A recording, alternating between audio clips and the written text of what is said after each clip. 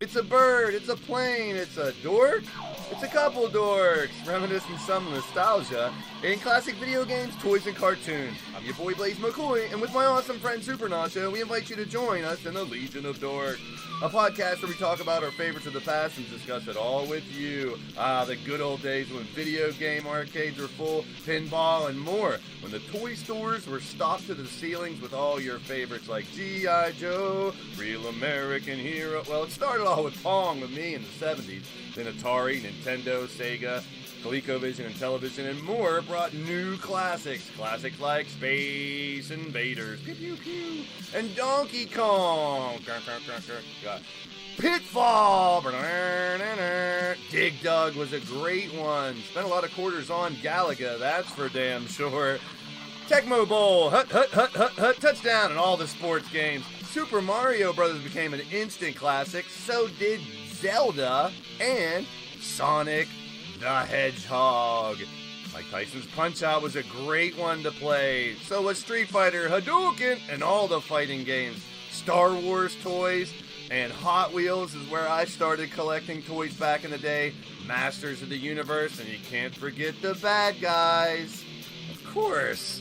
Transformers, more than meets the eye. Inhumanoids are here. Teenage Mutant Ninja Turtles, Heroes in a Half Shell. Can't forget the wrestling figures, WWF, AWA, and those little guys, the Muscles. Yeah, I love playing with those, are great. Thundercats, ho! And even Voltron brought them all together with movies, cartoons, and toys.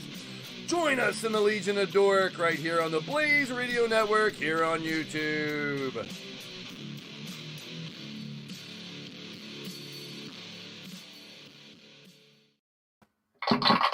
Welcome everybody, welcome in. I am your boy Blaise McCoy.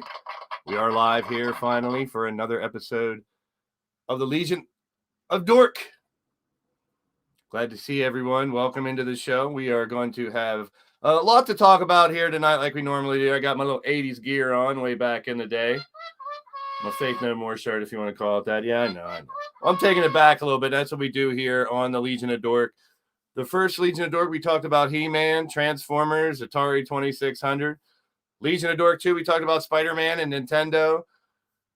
We talked about 80s cartoons in the third one and Family Game Night on Legion of Dork 4. This is our fifth episode of the Legion of Dork, and tonight we're going to talk 80s 90s sitcoms, mainly slapstick funny stuff. What we do here is talk about retro everything, pop culture. Sit back, relax, let's have some fun, let's watch some old clips to take you back, little trip into memory lane and have a good time with it. Nowadays we have these little things right in our hands, a handheld game, if you will. Something you could take care of. You pull it out, play with it. Oh, not like that. So we have the world at our hands with these phones. Handheld games, if you will, right in the tip of your fingertips. Something you can just sit here and get lost in and play with for hours and hours and hours and research and games and you name it. There is a way to find it right here on your, they call it phone. But anywho, nowadays, back in the day, I should say that's not the case. Back in the day, a lot of different types of games. Something as easy as the good old 8-ball. Shake it up, ask it a question, it gives you an answer. Is that a handheld game? I guess in some sense. Hey, Mad Balls were pretty cool. Even the gory, crazy looking ones. Mad Ball's not really a game, but hey, man, we're going back to show some old school toys. Why not show the Mad Balls? Well, talking about handheld games, you got your poker games. You got things like pocket slots. Not a video game. doesn't really work anymore. Yahtzee was a good game, or we did talk about board games before, but the ones that really strike with me, and we will talk about them later, handheld video games before the Game Boy and such. We played baseball, football, basketball. We had fun with them. Oh, I guess I shouldn't play that now. Sitting here and play these for hours when I was a kid. We're going to talk about some different handheld games that people use and have over the years.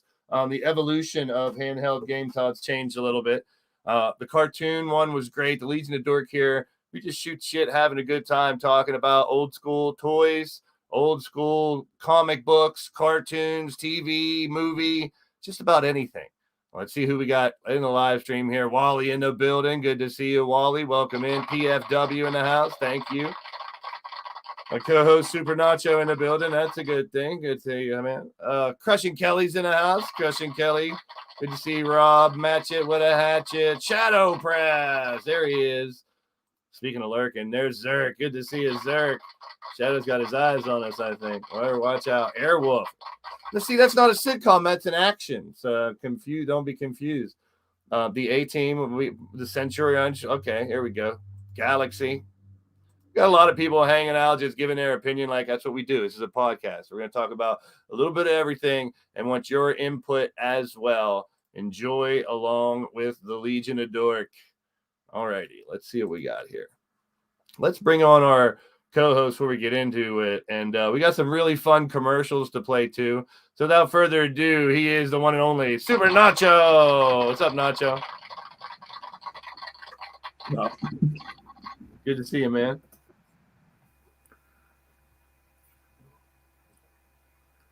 Gotta say, man, I'm really jealous of your Madball collection there. A little bit about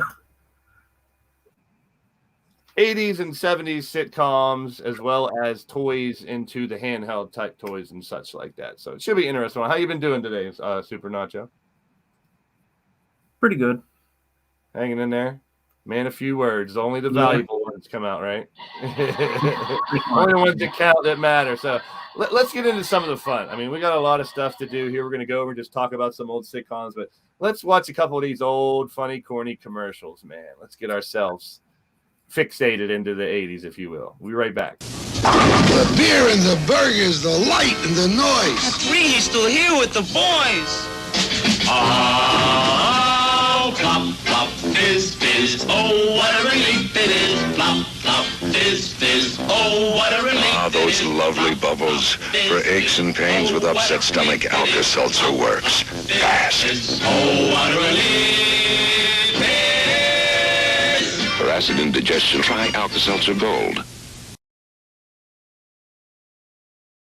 There you have it. Plop, plop, fizz, fizz, huh? I always thought there was additional messages to that in there. Plop, plop, fizz, fizz, I guess, if you will. That was right after the Pepto-Bismol song, too. That was from the 70s, but now I feel dirty. Let's get clean. Zestfully clean. Zestfully clean. You're not fully clean unless you're zestfully clean. Do I look clean to you? Surprise! I'm not fully clean unless I'm zestfully clean. Soap leaves a sticky film on you that won't rinse away, but zest rinses you fully clean. Zestfully, zestfully, zestfully clean. You're not fully clean unless you're zestfully clean. Please, that's Damn, she got a dirty shower, right? Things, man. You got to be clean, apparently, zestfully, not just regular old clean. All right, we got some clean people coming in here. We got Miles Stanley Ward. What's happening, brother? Jay Vulture's in the house. Good to see you. Jen Richards, welcome in, welcome in, welcome in. So we got 3 slideshows to go here. Not like I feel weird, like I was saying before we went on the air. I feel weird because I normally have so much information to get prepped and ready to do the show. Like today, it's mostly slideshow, so it's a little different. But we always find a way to have fun with it. All right, let's have one more commercial here. This one's going to take a lot of people back. I might have to explain it to some people once it's done on what these things were because they don't have them anymore. The fun All the shows A to Z and the facts. What's behind what you see? TV Guide, the whole world of TV. That's entertainment. The stars underneath all the glow and the news. From the people who know TV Guide. It's a fabulous show. So buy a TV Guide and read TV Guide. That's entertainment. Damn. TV Guide, you remember those? I do. My mom might still have a bunch of them somewheres. It might be worth money or something nowadays. I mean, with the thing, that's something that you got every weekly, you throw that shit away. So there wouldn't be that many of them. So the rarity is probably out there with the and then depending on if it's like Michael Jackson or someone who was popular at the time on the cover, I bet you they're worth a little bit. But no, you 20-somethings out there, maybe a couple of you 30-somethings. That was actually a book we had to read to see what was coming on next. When our shows were. No internet. You know, back when there was only like 10 or 20 channels on the TV instead of, thousands. Every time I say this, I sound like the old grandpa that walked both ways up and down in a barefoot to school and, had to hike 18 miles uphill only. And, but I don't know. I think that TV Guide was something that you didn't even think about back then, and now it's gone. It's like, because now everything's right on your phone. It's right here. You don't need a guide. It's just like magazines and stuff too. And the collectible was always collectible is comics. I mean, that was so like books and comics and all these regular forms of reading are just sort of obsolete. It's crazy. Yeah, I mean, it seems like the comic industry is hanging on by a thread at this point. Yeah, and I always worried with cards as well, because you were a little more into comics. I was a little more into cards, that the digital versions would start to be. And I guess NFTs are a way that things are getting a little more completely digital. Making people look old here. The TV Guide always used to have, they did have like an article. No one really read the articles in TV Guide. They made it seem like it was like a top-notch magazine in the commercial. And I guess we'll find out which one of these jingles are copywritten, because I have no damn clue. All I know is if I use like a WWE commercial, they'll get me for copyright, but most of these commercials don't. But TV Guides is fun. You just fumble through and you get pissed if someone threw away the one that you needed already and whatnot. So I don't know. TV Guide's an old commercial. Yeah, making you feel old, Kelly. I feel you. We're 40s, 50s, 30s. It don't matter. This stuff, especially when we get to the actual. Now, this commercial, we got one more. This commercial bled into an actual music video of a band that mocked this TV commercial in their video. It's quite interesting. I love the video. I love the band. And this is one of the first ones. Let's check it out.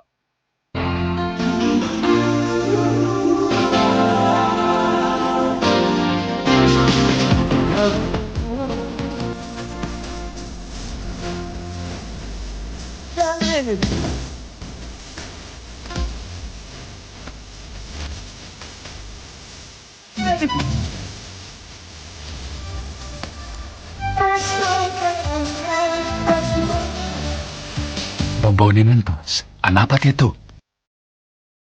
Oh, no, not that cool. It's like an Italian video. Now, first of all, that dude would get so laughed at wherever he was going with paint all over. Definitely. Like you're gonna get away. Like great, Mentos makes you this genius. You know what video I'm talking about? Yep, Foo Fighters. Foo Fighters, Big Me, I believe it was. When their first videos, they were just tying that pop culture right over into their video. And those guys, they might be, and I've seen a lot of different types of bands, mostly rock and some hip. I remember one of my favorite concerts ever has got to be Rage Against the Machine and Wu-Tang. That was crazy. And that was back in the early 90s. And I've seen the Metallicas, the Panteras, but the Foo Fighters show I saw is probably one of my favorite shows I've ever seen. And it was because I was already a DJ in a band for a while when I saw them. And I just had so much respect for the fact they played 3.5 hours without a break. Yeah. Like the only time they took a break, Dave came out and played 4 acoustic songs by himself. And even in hour 3, they sounded like hour 1. And then after their first encore, Dave comes up on the big screen and they're sitting there and go, how many encore songs do you guys want? So, of course, we're all saying, yeah, encore. So there's 1. He goes, so how about 2? And we keep cheering. they got the 4. So they came out and did 4 full-blown encore songs. A couple of them were remakes, and they still sounded great. Like, still after 3.5 hours, they'll do 4 more songs because the crowd wanted it, and they were just unreal. Probably my favorite concert ever. Yeah, Foo Fighters are an amazing band. It's kind of weird because it's like if what happened to Kurt Cobain never happened, would Foo Fighters ever have become? It's hard to say. I mean, like if Nirvana would have broke up later on, they might have did solo projects, and we might have got Foo Fighters, but that might have been fueled by the fact that he wasn't with us anymore, and next thing you know, he decided to keep playing, and when not right away, but you know what I'm saying. So we had Plop Plop Fizz Fizz, which I think is a funny commercial. The Zestfully Clean, which is kind of iconic. The TV Guide, and some Mentos. So we'll get back to more of those. Cougar's in the house. There she is. Welcome in, Cougs. Good to see you. Make sure you guys are hitting that thumbs up and sharing it out. We're going to have some fun here tonight. We're going to get into the sitcoms here. I got a group of 70s ones that more than likely bled into the 80s with syndication and when we saw like over and over and over. But they're the iconic ones that I had to grab just for us to shoot shit about here. So we'll get into the 70s one first, and we'll do some more commercials in between. And the handheld games are going to be kind of interesting. We'll see what we can figure out about that. We'll be right back with Old School, our first segment, 70s and prior of sitcoms.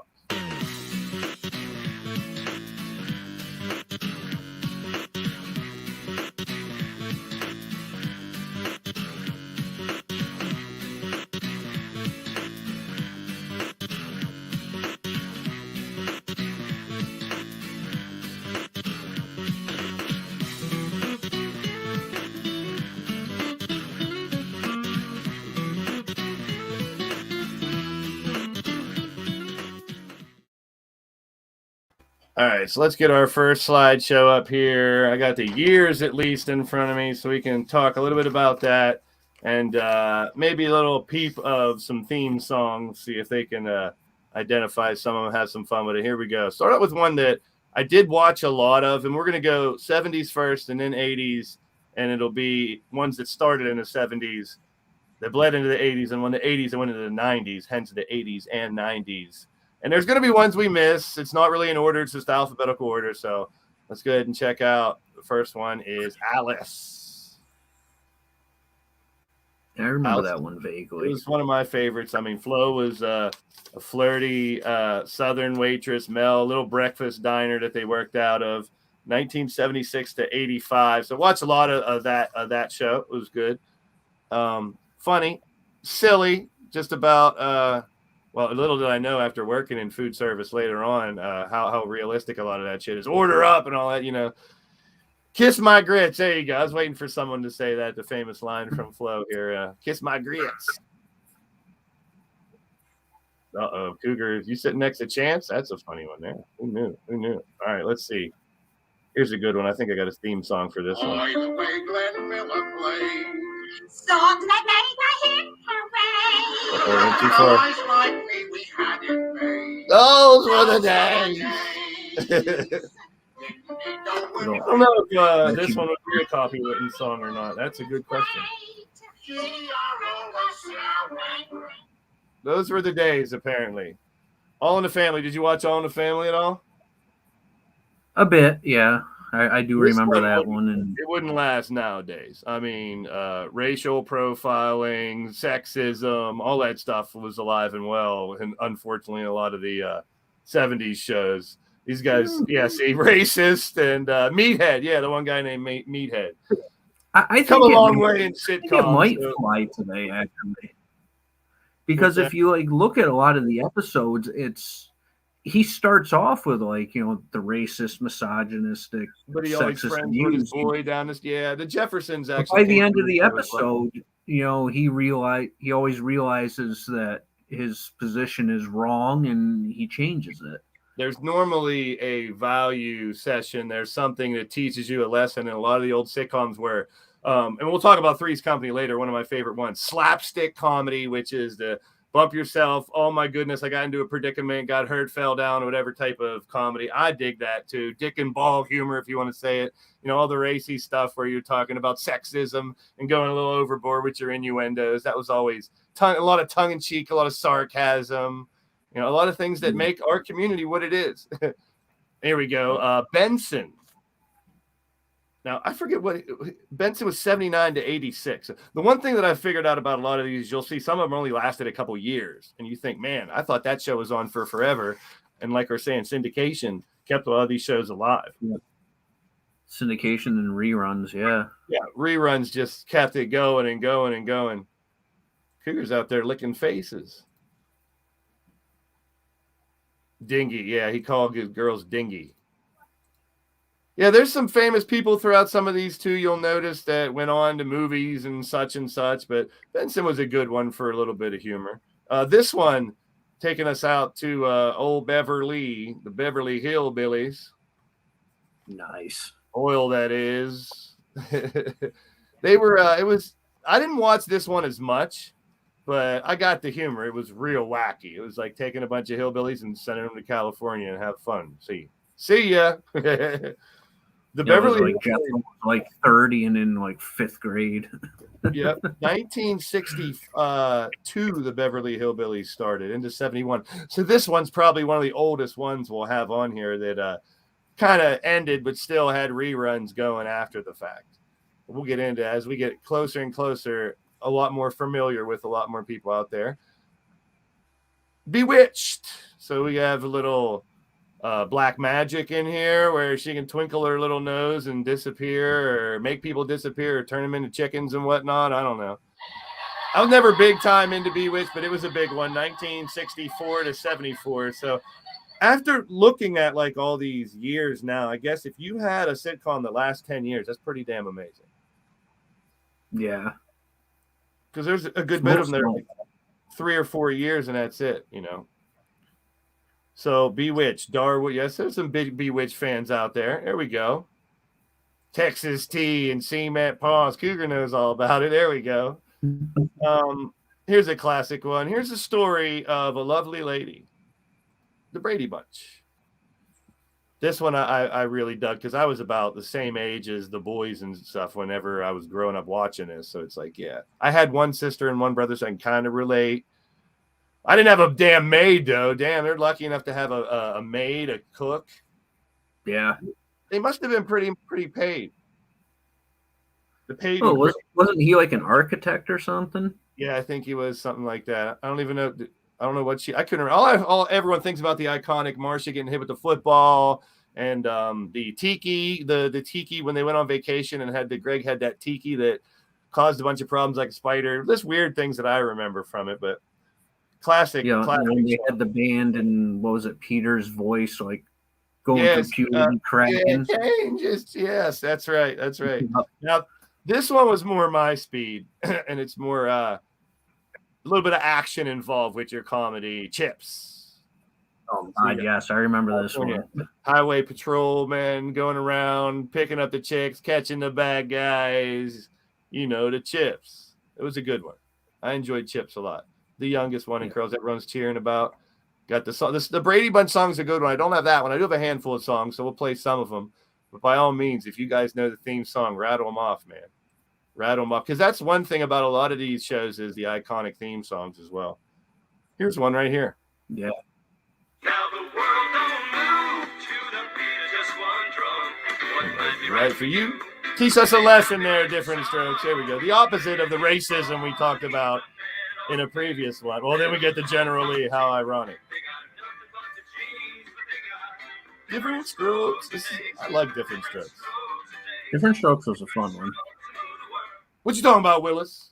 Of course, Gary Coleman.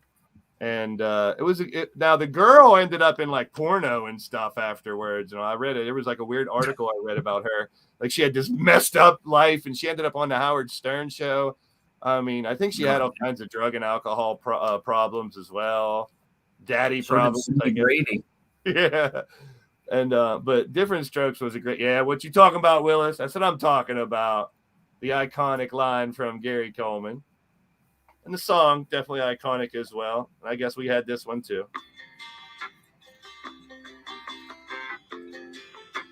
I had the car. I wanted to jump my car in the backyard. I grew up in Pennsylvania, if you want to call it. A little bit of country, a little bit of city here, but I wasn't a car junkie or anything like that. No hunting, no fishing. But these guys made me want to be a country boy. Of course, how could you hate the Daisy? Everybody want to be a country boy. Yeah, and how can you not like the Daisy Dukes? Hey now. Of course, they're controversial generally. Yep. I don't know if they have the damn flag on top anymore because of all the controversy with the flag. But the boys were good, man. The Duke boys were good. Bo, Luke, Daisy, Boss Hog. And were they really good though? Because like they were technically criminals. Like they're outlaws, basically. Yeah. They were bootleggers, running like illegal moonshine and all that. I mean, they really weren't good. Illegal superheroes. They were good compared to Boss Hog, but Yeah, I mean, they tried to help the right people get the right. It was like a Robin Hood type of thing. Like they were trying to take care of the bad guys, but they were doing bad shit themselves, if you think about it. That's right. Yeah, booze runners. Look. Yeah, exactly. Even the good guys aren't always good guys, apparently. There's Grinder Gang. Get your duper in here, Chance. You got to get your booty in here, my friend. Generally, was filmed in Atlanta, Georgia. Thank you, Wally. And they were hot as hell. Yes, she was, Cougar. Yes, she was. The old General Lee. We talked about them before we did 80s cartoons because that was one of the TV crossovers into cartoons. That a little wild cartoon, always about getting chased by the cops. I guess if you think about it, like Smokey and the Bandit was the same thing too. Like he's speeding. Yeah. He's not breaking all kind of laws, but he was supposedly the good guy. We get deep in here on the Legion of Dork, man. Don't get me started about Cobra Kai and Danielson being the bad guy since day one, too. If you rewatch the first one with the idea that Daniel's the bad guy, that movie still makes sense. It does. It's a great little hidden, I guess, Easter egg in the past that people have brought up in articles have brought to light, and it makes you don't have to know shit about sitcoms. We're making fun of the cartoon commercials and stuff in between, and later on we got handheld games that's going to be fun to cover. Let's see what else we got here. Now this one I remember. Some people might not.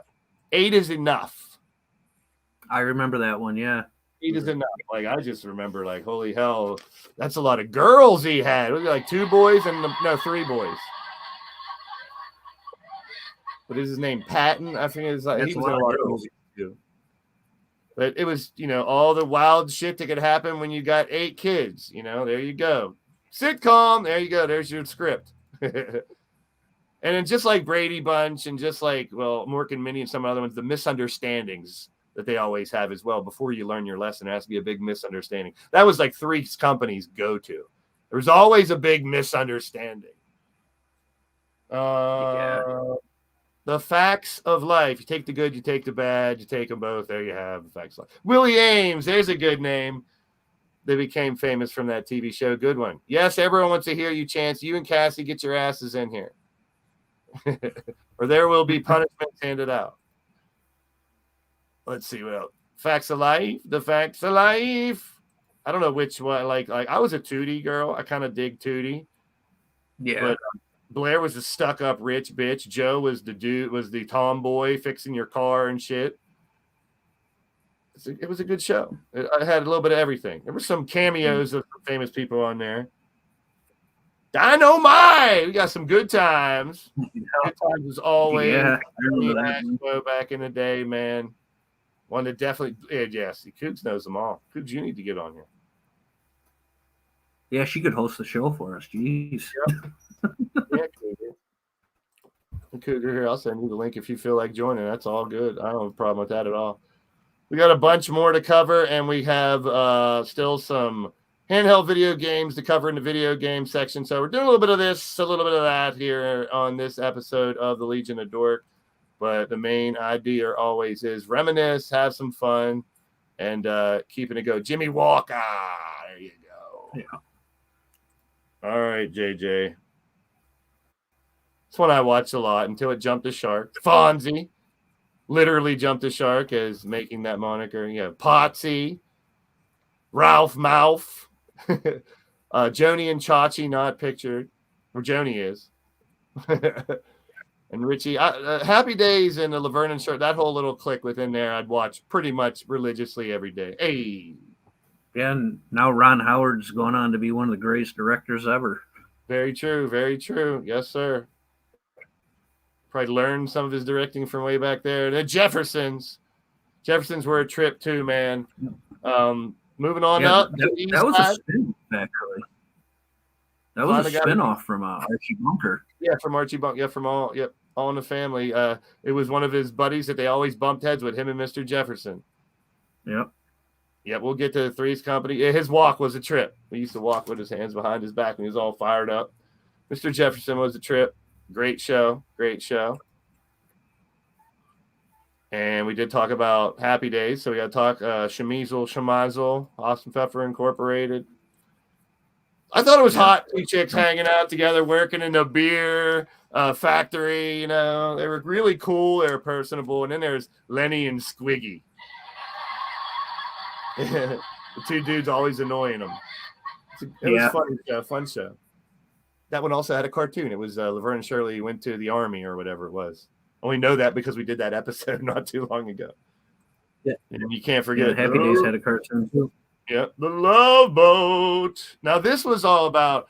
I think the concept's really cool with Love Boat. If you think about it, you're going on a cruise and you bring on different stars from like daytime TV and soap operas and sitcoms and shit. There's always something going down on a Love Boat, though. Man. I don't know if that's a cruise I really want to be a part of. Cougs is having dinner. Yeah. During dinner. I have a feeling it was probably also the STD boat. Yeah, really. Yeah, tell me about it.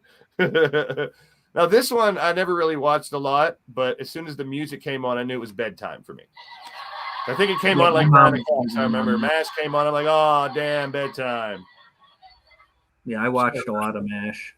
But you got a cross-dresser. You have, in the middle of the end, I guess, towards the end of a war, them just hanging out and trying to make do with all the time they have, and a medical unit. It was kind of cool. I mean, there was some humor that could be missed from some people because it wasn't like a for everyone type of humor. It's had its own niche, but definitely a great show. Tons of great characters, and they would have cameos too. People would come on. You really got to admire Klinger's, dedication, because he tried the cross-dressing thing and it didn't work, and he didn't give up. He still dressed like a woman. Yep. Every single day. Way beyond his time too, if you want to get into it. That's back in the 70s where that was not accepted as well as it is nowadays, and he got away with it. And I guess it was another lesson to be learned that, let everyone be themselves and find the humor in it if you can. And he did. He wore it on his sleeve. That was so great about it. One of my favorites. Nanu. Not a really iconic theme song, though. It was just like, it's reminding me of that big egg that he flew down on. Yeah. Kind of funky, though. You can tell it's 70s vibe, too, Jam. But Robin Williams, one of my all-time favorite comedians. And it was just a great show. Mort from Mort. Trapper John, MD, spin-off. What from... Didn't Mort spin out of Happy Days also? I don't know. It's a good question. But they're saying, what are you saying? Trapper John, MD is a spin-off from MASH. I didn't know that. So there you go. Getting educated. Zazbots! This one goes way back. More Committee was 78 to 82. This one is, I think, the oldest sitcom I have on here. And it went into the early 70s, but a lot of reruns. My Three Sons. Do you remember that one? Vaguely, really? Like more the name than anything. I'm sure I've watched it, but I don't really remember it. And that's all it was the dad learning to raise his three sons. But this is, through the 60s, mainly 1960 to 1972. So one of the first, and a very canned humor, corny, canned laughter type humor, old school. But I think Cougs remembers My Three Sons. That's a classic. That is the oldest one on the list. And here's another one from 1970 to 75, The Odd Couple. And that spun off a lot of different shows. Yeah, I Two watched famous- that one with my Did a mom. lot of different acting too. So very well-known actors in that one. Next one I did watch a lot of as well. I just remember Schneider, all the time. The maintenance man, One Day at a Time. So One Day at a Yeah, Time. I remember that one. That was a good one. A lot of sitcoms about like normal people. Like nowadays, it's all about people that are extraordinary people or rich people. These sitcoms mostly are about this is your average everyday family or a group of people or single guy or living in an apartment and stuff like that. It was a very common thread. Or it was a family like this one. Here you go. 1970 to 74, The Partridge Family.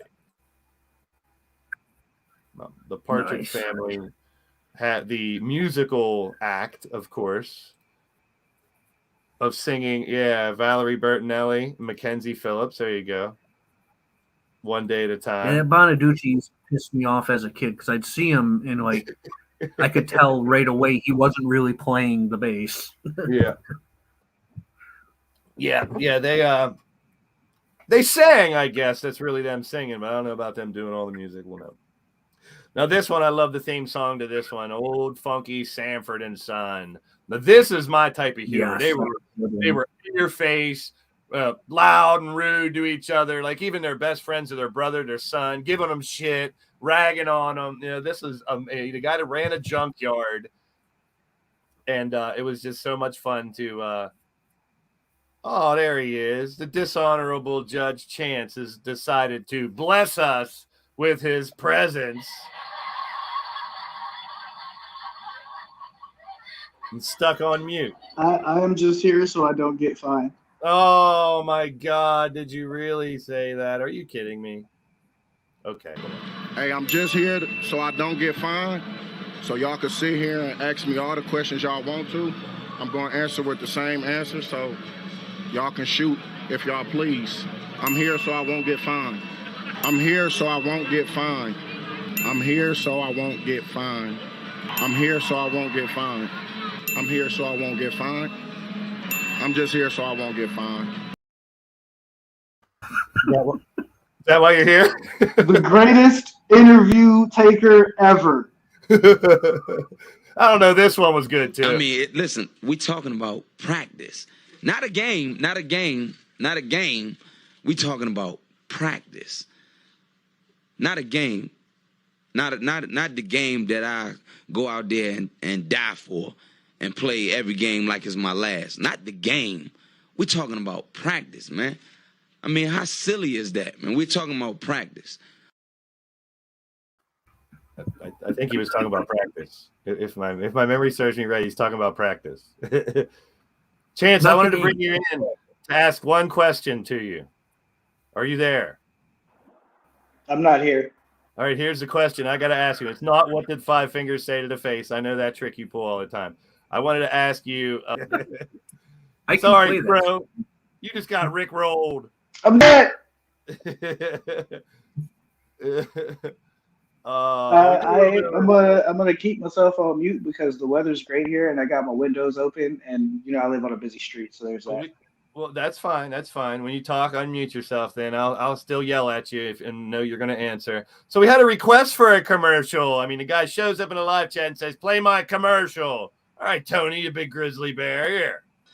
Tony Lee's essential oils, lime for your body, sensual lavender for your mind, grapefruit for the mamas, thieves for the daddy-os.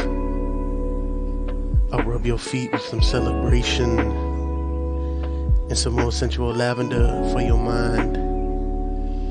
I also have other scents in my inventory. Tony Lee's essential oils. Come get you a rub down. I'll get you. Chance has every flavor. I know that's the older version there, but hey, you asked for it. I provide. I'm a provider around here. I'm a provider, and if you want to crown them, crown them. If you want to crown them, then crown their ass. But they are who we thought they were, and we let them off the hook. Yeah, let him off the hook. Right in the playoffs. Playoffs? Don't talk about playoffs. You kidding me? Playoffs? Okay, I get a little out of control now. Thanks. See what Chance You, does? you gotta get some Russell Westbrook because some of his are great too. Some Westbrook. Yeah, I'll have to get some of his. Well, she's not joining us, but I guess I can find a way to get her voice on the show before we finish out the 70s here. It's a little intermission commercial here in the middle here, hoping that maybe it'll summon her. Probably dinner time. Hey, guys and gals. Cassie here, reminding you to stop into the Red Lounge. We're open 24/7, 365. So come in. We're the only place in town where every story has a guaranteed happy ending. Oh, yeah. Chance knows all about those happy endings. All right. Speaking of happy endings, good to have the dishonorable Chance of the Call and Order here with us here tonight. We get the button. And you get some soap in your mouth. You deserve it. Here is next one. It's Soap from 1977 to 1981. Thanks for the segue. Once again, you got a bunch of Billy Crystal in the bottom right-hand corner. This one I didn't watch that much because I think I was watching other shit, or maybe it was the time it was on or something. It was more adult humor, I believe. Do you remember Soap? This is one I've heard of, but I don't remember ever watching it. Yeah, like obviously a couple of familiar faces in there, but you know, so there's and the guy with the dummy. It looks like Luke Skywalker, to be honest. I don't think it is. Here's another one and a theme song.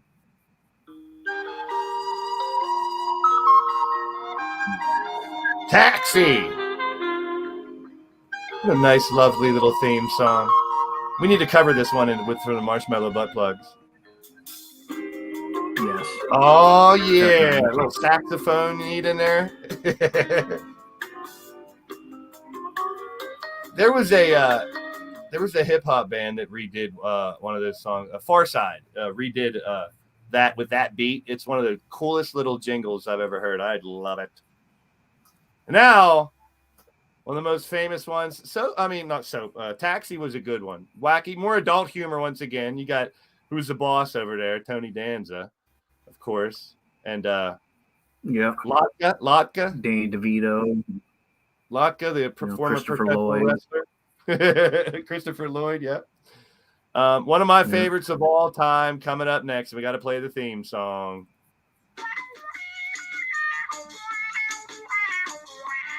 Hey, you got envy that guy, right? Living with two chicks. Yeah, especially Suzanne Summers back when she was still doing Waiting for you. And horny ass Larry upstairs, right? Let's go down to Regal Beagle and throw a couple down, right? Hey, this is what I actually know. So you know Three's Company. Did you know the one trivia question that I've talked about on my show before, that at the very end of the show, you know, the scene of him riding his bike and he wrecks on the beach because he's checking out the chick walking with the short shorts? That is vaguely familiar, yes. Right at the end of the show when he does that, it's a girl, it's a brunette, but it's actually Chrissy in a wig. Ta-da! I could see that. So they put her in a wig, and she's the one that made him wreck. So they never told that story. There's a lot of shit about this show that behind the scenes that weren't talked about. You can find them. Just Google it on the internet. You'll find all the behind the scenes crap about this show. Kind of like a Who's Banging Who type of things. And then how many different blondes they had there. There's a couple different Chrissies. And then they changed to a different one for a while. Oh, Rob is Larry, except Larry didn't pass out after drinking at the Regal Beagle. And he pretended to be gay all the time. This was the misunderstanding capital of the world. Every show had some kind of misunderstanding where two of them are supposed to be married or not, or someone's pregnant, or, you know, this person that overheard that person overheard this. One of the greatest, one of my favorite ones. Sean Shamrock named his cat after Tripper. And how about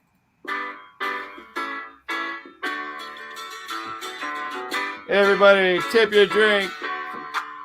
Welcome back. Oh yeah, taking it back. See, I gotta hear almost all this one. Mr. Quackfair. Come back, welcome back. The Sweat Hogs. That's the nickname you want for your group of boys. And this was like juvenile detention center school, basically. Like they were all the bad kids. Yeah, it was like the special ed behavior kid class. Yeah, they were all either in trouble or you got Horshack, you got Vinny Barbarino, Washington. That was a great show, man. It was just so many characters and always something wild and wacky going down. Well, good old Welcome Back Carter, Mr. Carter. Ooh, Mr. Carter. I think that's it for the. Oh no, what's happening? Rerun. I loved Rerun. This was this is when like you mix in a little more hip hop because he had the big hip hop dancing because Rerun was a dancer. Dwayne, this is a great show, man. I loved What's Happening. It wasn't on as many channels, but I love me some What's Happening. And the final one. Yeah, that's one but I don't think I watched it very much. WKRP in Cincinnati. Yeah, I remember that one. The whatever happens in a radio studio show theme, apparently. There were some damn characters here. One of my favorites. WKRP was a great sitcom. And that closes out the first group. And we're going to go to a couple more wacky-ass commercials and bring you back the second group of those before we head to the handheld games. So let's go ahead and find out where's the beef.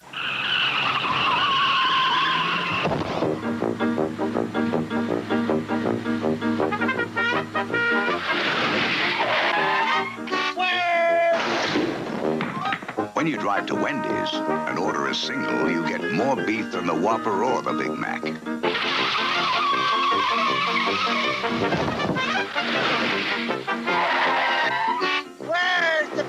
At Wendy's, you never have to ask, where's the beef? Now, of course, that wasn't the original one. The original one's where they just come up to the counter and she keeps saying, where's the beef? But that was like the follow-up to the original, where's the beef?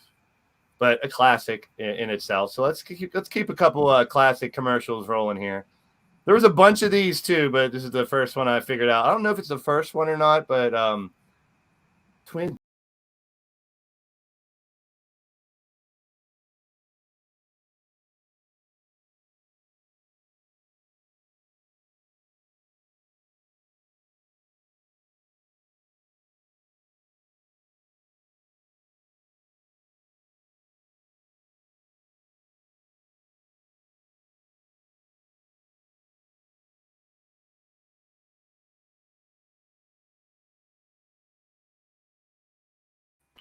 Feels like I want to do the Carlton. A double pleasure. I love the jingles, man. That's what I'm all about, man. I don't have a twin. No. The Wonder Twin powers activate. You tie our shows together somehow. Let's go. Let's go. Two more good ones before we go and hit the. Did I jump ahead here? No, I didn't. We're good. We're good. Check it out! I don't know, Tony. Maybe we ought to forget skiing today. You'll feel up to it after this complete breakfast, including my vitamin pack Frosted Flakes. They bring out the tiger in you. Whoa, pretty good, huh? Frosted Flakes, good. They're good. Show 'em you're a tiger. Show what you can do. Go, tiger! Taste of Tony's Frosted Flakes. Man, they stink. Brings out the tiger in you. And you. Great! How'd you know I was going to do that, right? Big shout out to everybody in the live chat. They were great. All right. I mean, yeah, they are. Yeah, they're all right. I mean, if you put more sugar on them, maybe. Sugary cereal give you energy. How the hell does sugary cereal get sugar? That's how, Brandon. You answered your question in your question. Oh, we got the experts coming up here. We got the expert come to hang out with us. She knows all about the sitcoms. We're about to go back to him. Cougar, my battle queen. I bow. She's maybe not ready yet. Muted. Well, she's here. We got Riley in the building. Good to see you. You're muted, Cougar. You're going to bless us with your empty icon and no voice. Why now? She comes on here and her and Chance are quiet. No, I'm worried. What are you two doing back there in the green room? I had to mute the show first. I was hearing double to There go she with the is. double mint gum commercial. Yes, it took over. How are you doing tonight, Cougs? I am fine. I cannot believe you guys thought Tony Tigers were just okay. We have to make a joke about it somehow. They're not all going to be good jokes. Tony Tigers were fantastic. They were. They did have enough, so I don't think I needed extra sugar on those. You remember Frosty Brown Mini sugar. Wheat? How about Frosty Mini Wheats? You remember those? Oh, They were frosted on one side, but they had the little ones and they had the big. I didn't like the big ones. Felt like you were just chewing on a stack of hay. that is correct. Pretty much. There's a lot of good. Little ones are different always types. better. Well, when you got a lot of garbage and double McGum and Wendy's boxes and bags, and you got Frosted Flake box, you got to get the garbage. So, what kind of garbage bags do you want to get? How about these? We'll be right back. Rely on something wimpy or something hefty. Hefty, hefty, hefty. Wimpy, wimpy, wimpy. Hefty. Wimpy. Wimpy bags are fine for wimpy jobs, but don't send one to do a hefty job. When the pressure's on, hefty stretches where wimpy bags break. Wimpy, wimpy, wimpy. Hefty, hefty, hefty. Want a bag you can rely on? Then don't send a wimpy bag to do a hefty job. Whippy, whippy, whippy. She said garbage bag. I was hearing that in my. I love that. I love that commercial, man. When I was going through them, I was like, oh, I have to get the wimpy, wimpy, wimpy. Oh, no. Someone's getting a phone call or a text. Sorry. Oh, no. You're going to maybe sing that song. All right. Let's get to the rest of the where they go. Our next set of TV sitcoms to cover. We'll be right back.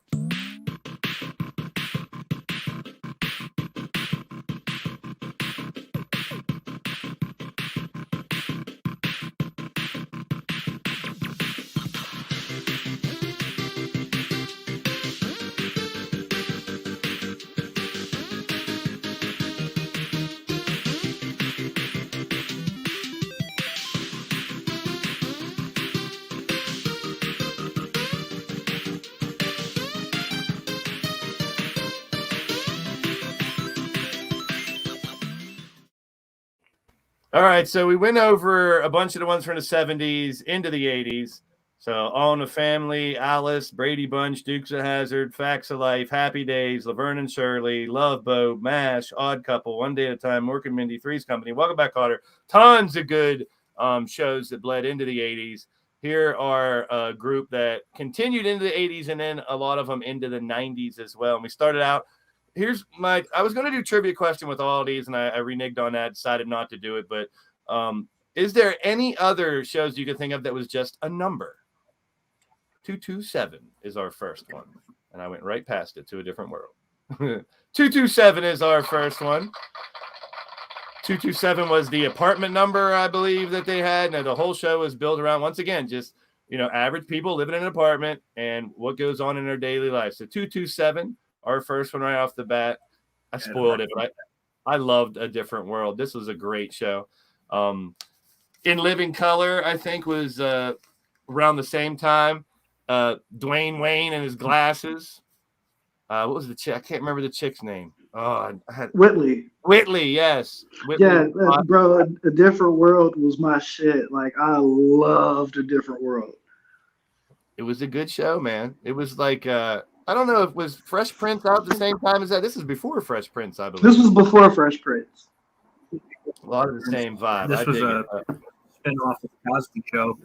Yep. Yeah, the Cosby Show. That's what it spun. I knew it spun off from something. Well, we'll get to that one too. We'll get to a lot. Yeah, what was it? Lisa Bonet was on it originally, and then she left the show, and they just kept going without her. That's right. That's right. All right, what we Yep, got? she was. What was it, Denise? Denise. Not that The Denise. Cosby Kid when she went off to college. Alf. Did I miss one? No, we got Alf. I wasn't really big into Alf, but I thought it was funny. It was good. I wasn't super into it. It's not like I didn't like Aliens or anything weird like that, but Alf was a good one. I loved Alf. Ha! So I, liked Alf. I couldn't care less about everybody else on the show, but Alf was cool.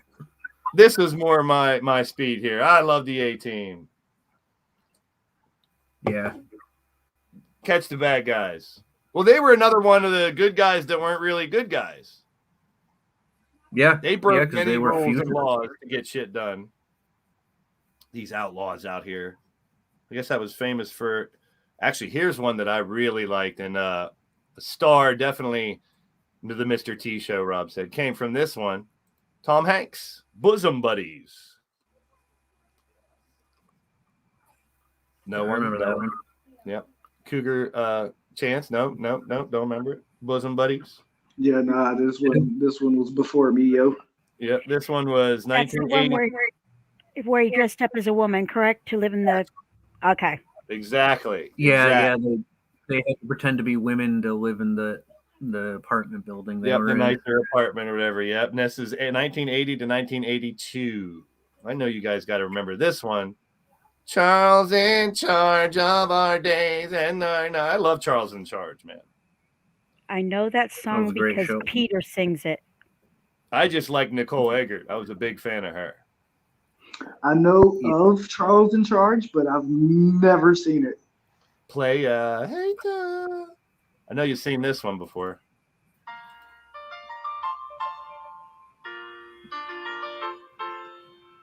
Great show. Cheers! This was a classic, and it went from 82 to 93. Like I said, and they go like 10 years. That's a long time. Obviously, Woody playing the character of a guy named Woody. Come on, man. Frasier and his show spawned off of this. And Ted Danson, the ex-baseball player. There's Druzy in the house. Good to see you, Druzy. Andy Price. Cheers is classic. I mean, if we were going to name like a top 10, I'm sure this one would be in the top 10 of sitcoms from the 80s for damn sure. Oh, definitely. Another one that I enjoyed a lot was Coach. Story of a college football coach. Was it high school? No, it was college. Damien Hernandez in the building. Good to see you, Damien. Welcome in. Though, like, towards the end, didn't they, like, have him bump up to, like, pro level or something? Yeah, I thought he got like an NFL job or something towards the end, or they tried to spin off. Well, here's the one we just talked about earlier. It is The Cosby Show. Cosby Show was great. Pre-Roofies. Took off to, right off the bat. And there's Lisa Bonet, like you mentioned before. This one was like the most popular, along with, I guess, Roseanne and this one and Cheers were iconic ones that would definitely probably be in the top 5 if they were to out of popularity and how long they last. Let's see. Cosby was 84 to 92. Now, this next one I didn't watch. Designing Women, but it was on all the lists, so I had to put it on there. Yeah, I didn't watch this one either. Not really into design. I love the Southern Bells. There you go. Thank you for the help. Cougar for the save. Yes, Brandon, it was. Raven Simone. Yeah. It was. Besides, Annie Potts went on to Ghostbusters. That's right. There she is on the right-hand side. Annie Potts from the Ghostbusters. Yes. I recognize the chick on the left from something, too. Delta Burke. Delta Burke. I can't remember the show she was on. She was married. Here we go. Doogie. Oh, God. It's copyright. The trivia question for him was, Doogie Howser got an SAT score of 1,600 points at what age? Does anybody know? Anyone? How old was Doogie Howser when he got a SAT score of 1600, according to the show? I don't remember. It's been so long since I've seen that. That was one of the only trivias that I found. I like Vinny, his little buddy Vinny, the little peckerhead. He was one of my favorites on this show. Annie Potts was great. Yeah. Delta Didn't Burke. he always climb into the window or some shit? Yeah. Supposedly, Doogie Howser was 4 years old whenever he got a 1600 on his SATs. That would explain a lot. Did I do that? Not yet. Oh, it's this. ER first. 84 to 85. I didn't know they were only on for 2 years. ER. I thought that was on for like a really long time. I guess I'm wrong. Yeah, not the ER everybody's thinking of. No, and there you go. Did I do that? I was early for doing that. Little Urkel, Family Ties, 1982 to 89. Family Matters. Family Matters. I'm sorry. I looked right at the next one and read it. Family Matters, Family Ties coming up next. Was that ER the one with Gould? Yes. Okay. Family Matters was a very big one in my household. I'm overtly familiar with that one. It mattered a lot. It's absolutely perfect. No, this is. What will we do, baby? Shalamala. Family Ties. Then we got Full House. See, I can't hear Full House without going, oh. You almost did it right on time. Whatever happened to predictability? The milkman, the paper boy. No, that's a Full House indeed, man. That's a Full House indeed there. It was a good Yeah. show. That was one of my Come on now, cut it out. Yeah, Michael J. Fox there before Family Ties. There was a bunch of cameos in Family Ties too that see Drum Monkey's got a favorite out there. Now we go from that one to Right there with the Drum Monkey. Another one of my favorites. Nell Carter, give me a break. Give me a break, I sure deserve it. It's time I made it to the top. Now, this was another one, just living in a regular old house, but a weird set of two families together or some shit, or I don't know. That was just a wild show. I enjoyed Give Me a Break. Classic coming up next. Thank you for being a friend. The Golden Girl. Travel down the road. Oh, and I went too far. Your heart is true. The Golden Girls. Where you at, girls? There you are, you sexy blue-haired beast. You. I love y'all. Well, what's her name has red hair, so we have one redhead. Who knew a bunch of old bitches could get into so much trouble?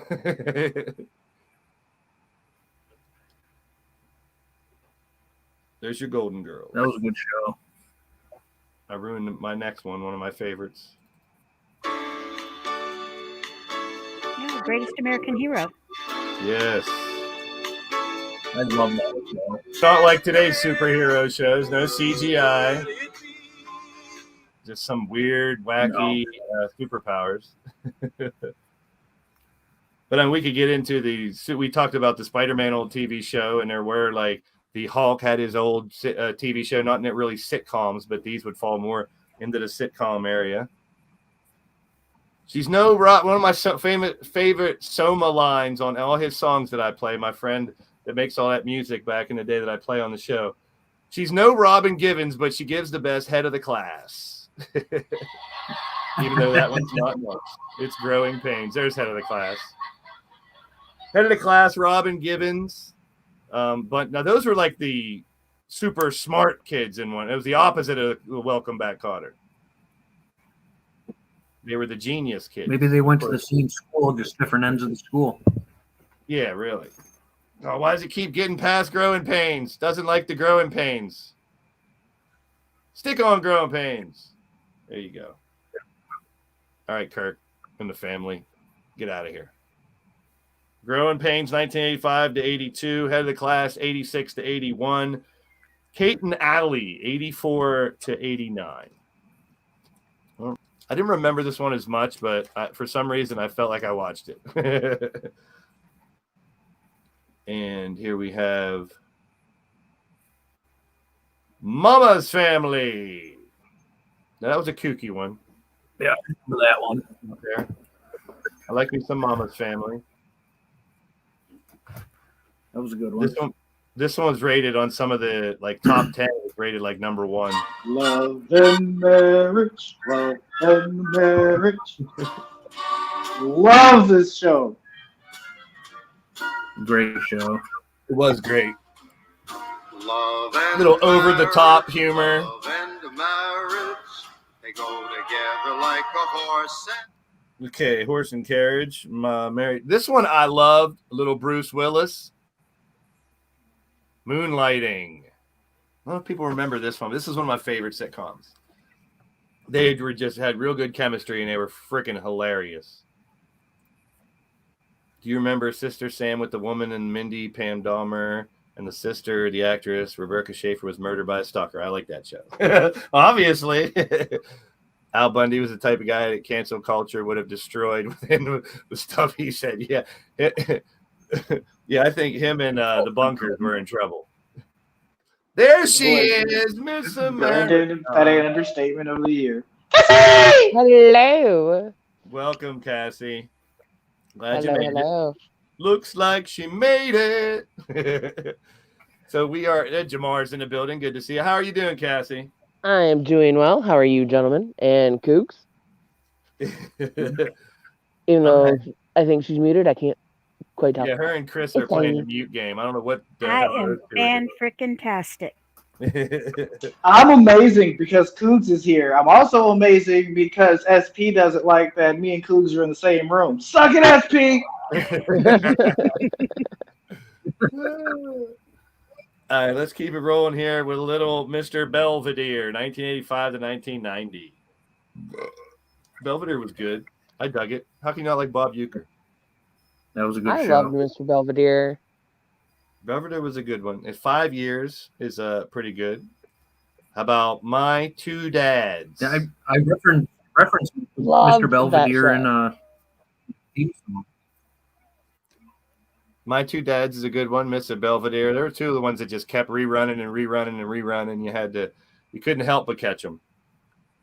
This one's a little older, right into 1990, from 82 to 1990. The Bob Newhart Show. A lot of fans. Daryl. Daryl. Yep, there they are. Every time I hear a regular phone ring, I think of that show.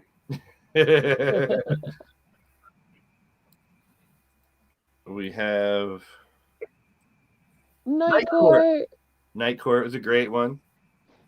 We have our dishonorable judge Chance wishes he would have been on Night Court. I do. I genuinely do. It was a great old show. A little more wacky humor when it comes to what are we going to do with this prisoner, I guess. I didn't know the court system could be so funny in some ways. This one I really enjoyed. Perfect Strangers from 86 to 93. You're a despicable cousin Larry. This was a funny. This was a really. Yes, this is one of the ones that I'm familiar with, but I didn't see a lot of episodes of. They're coming back with a new Night Court, eh? Chance is hosting it. That's right. Now, this one you'll know probably recognize more from the Naked Gun movies, but for one season it was called Police Squad. And that's where the Naked Gun movies came from. Frank Drebin. Oh, wow.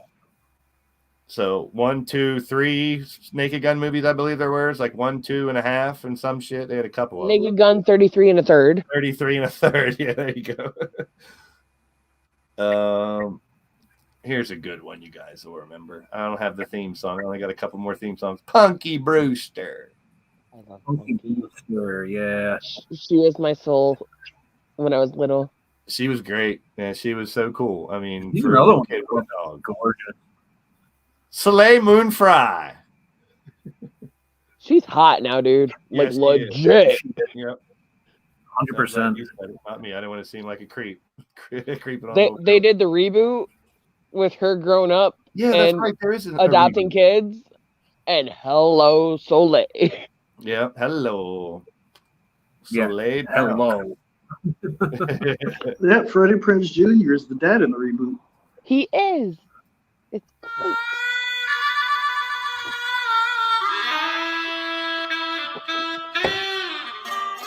It was fun while it lasted, Roseanne. Another OTT type of wild and wacky family you're following along with, and she ended up getting herself in trouble when she tried to come back. Apparently, and I loved Roseanne too, but boy, I'm not gonna lie, I loved how they handled the two Becky situations come the end of the series. It was amazing. It was so funny.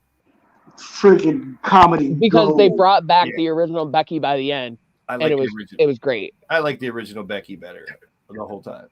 Always did. That was one of the first shows where they like acknowledged the cast change in the show. Yeah. It was amazing. Oh, yeah, true. Very true. Very true. 1989 to 1992, Saved by the Friggin' Bell. It's all right. Poor Mr. Belding didn't get in the shot there, but they did restart this from what I heard. They did. They did. It didn't last very long. Yeah. It didn't. It wasn't that good. One of That's my why. friends It was not. I was a co-manager with at Champ Sports, and he ended up running a couple bars and clubs around here in Pittsburgh. He moved out to California. His best friend is AC freaking Slater in real life. Yes, rest in peace, Dustin Diamond. So dude starts sending me pictures on his Facebook. I'm like, dude, why are you hanging around AC Slater all the time? He's like, dude, I met him out here. We're like best friends. We hang out all the time. I'm like, that's pretty damn cool.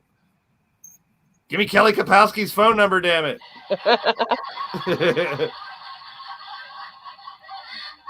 Yeah, rest in peace, good old Screech.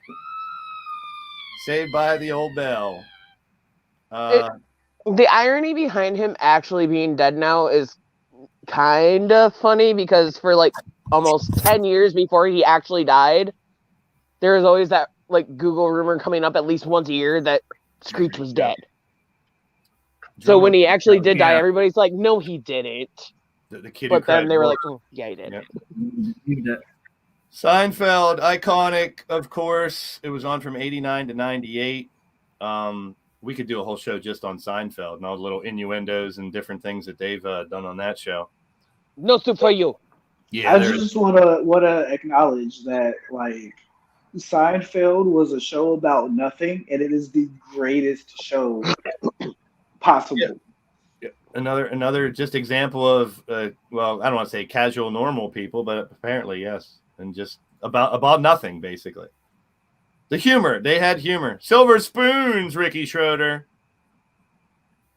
82 to 87.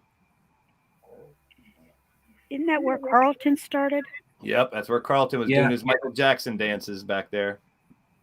Yeah, The he rich was like kid. his best friend or something like that. Had like the train in his living room and the spoiled rich kid Silver Spoon. Is this like Richie Rich but on TV?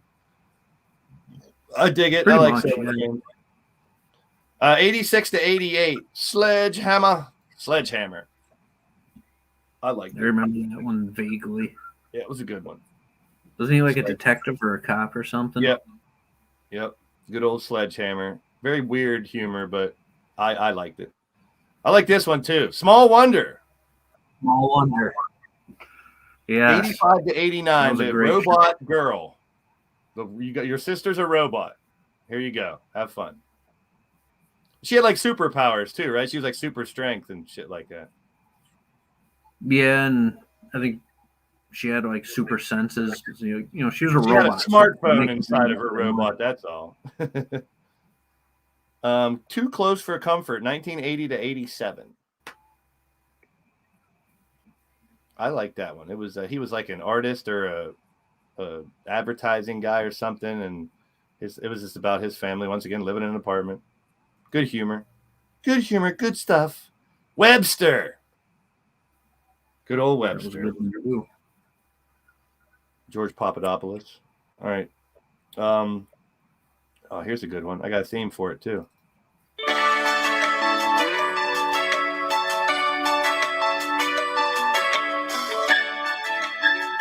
Too big of an intro. It's your long ass intro. Alyssa Milano was my first girl crush when I was little. Mine too. Yeah, I was a big Alyssa Milano fan too. Still am.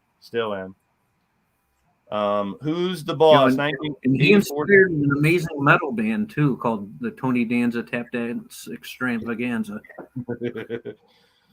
2 more to go. The Wonder Years. Winnie Cooper. Winnie Cooper. It was a good show. She's still gorgeous today. Yep. Didn't they do I don't know if they did like a photo shoot or something I just saw with Fred Savage and her like all these years later, and they both still look like they're kids. Like obviously not that young, but still look like they're kids. Yeah, and there was all the internet rumors that the Paul was actually Marilyn Manson. I remember that shit. Like, no. I see it. Yes, it has to be. The last one, I don't know if you guys remember it, but it was I don't know if it was MTV or where was that, but in English, The Young Ones. Anybody remember The Young Ones? No, remembers Neil? Neil. The Young Ones was good. I had to throw a little curveball at the end here. The Young Ones, the final one of all of them, not the youngest. That is it for the 70s and 80s sitcoms. We got handheld games to still cover here. Those will be fun, but we got some real fun commercials yet still to go through. Let's go ahead and take a little trip back for some more commercials. My buddy, my buddy, my buddy, my buddy. Wherever I go, he goes. My buddy, my buddy, my buddy, my buddy. I'll teach him everything that I know. My buddy and me, like the climb up a tree. My buddy and me, we're the best friends that could be. My buddy, my buddy, my buddy, my buddy, my buddy and me. My Buddy from Play School. Oh, my buddy. Anybody have one of those? My little brother did, and I had the girl version, the kid sister. Shadow Press with a big $50 dono, my friend. Thank you so much. Appreciate you, brother. Thank you so much, my man. Awesome sauce, awesome stuff. I'm gonna go buy myself a couple of my buddies. Appreciate that. And I'm going to keep all my forms and all my paperwork and all my receipts right here in my brand new Trapper Keeper. The dog ate it.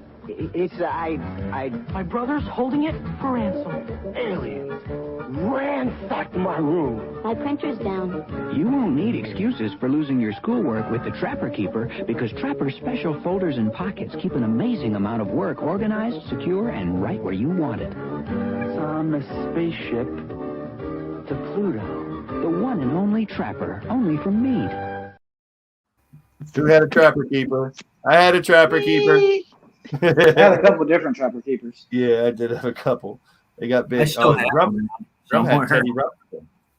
Trapper Keepers were the shit, man. I mean, you can customize it. You can do whatever you. I want to sell them now. I can sell them. Thank you, Shadow Press. I appreciate you, man. Speaking of donations, good timing. Right at the time to give a big shout out to all the members of the channel and how you can become a member right here on the Blaise Radio Network here on YouTube. We got more commercials, one more segment, a little bit more fun here to go on the Legion of Dork.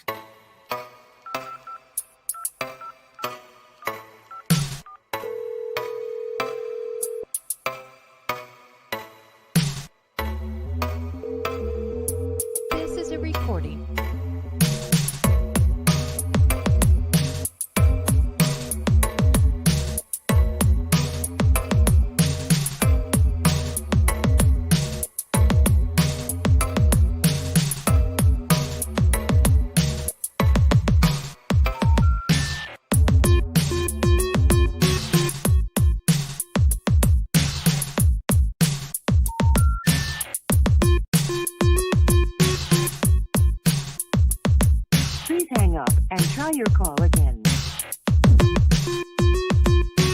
If you need help, hang up and then dial your operator.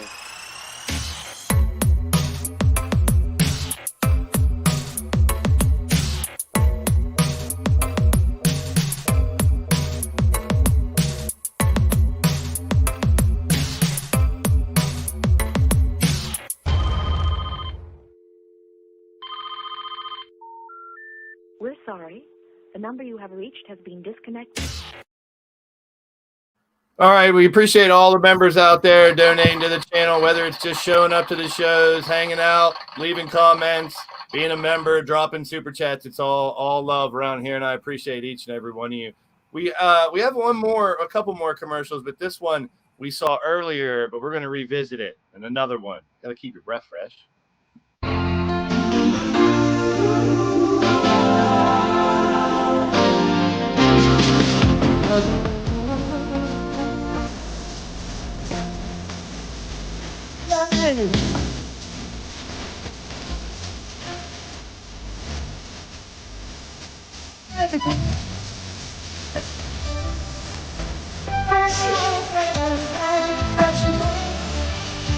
Bombonimentos. Anapa que tú.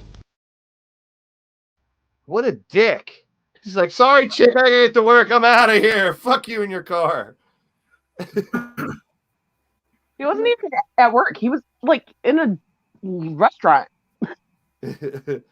Cougar joined the membership. Appreciate you. Thanks for being a part. I appreciate everybody popping in. Shadow Press, thank you so much. Members of the show and those just showing up, hanging out. Wally, loving the Legion of Dork. Appreciate you, man. There's Chaos Reaper. Good to see you. So we had a Mentos commercial earlier, and we talked about how it spawned into a Foo Fighters video.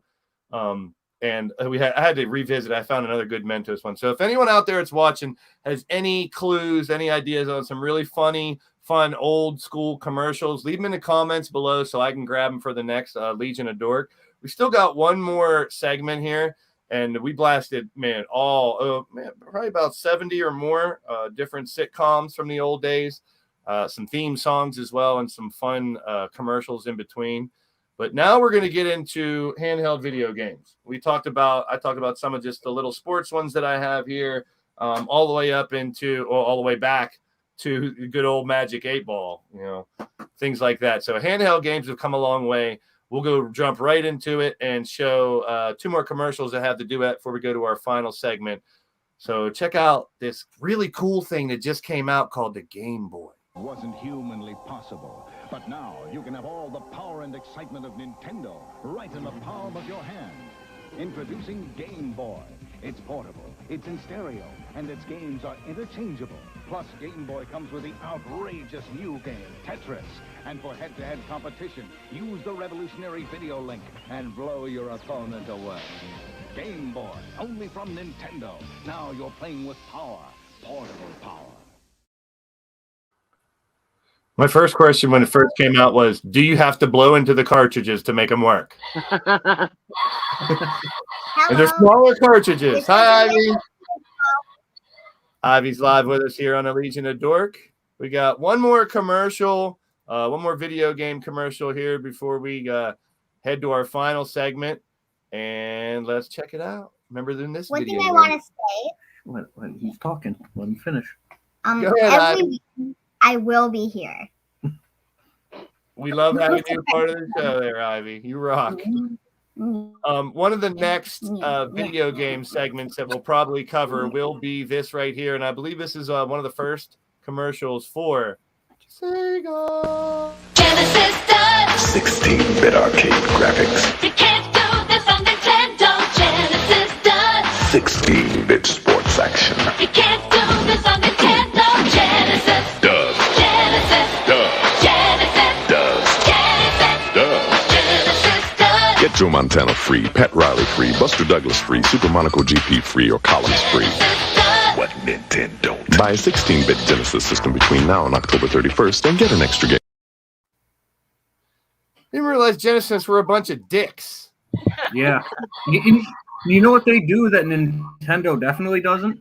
They stopped making consoles.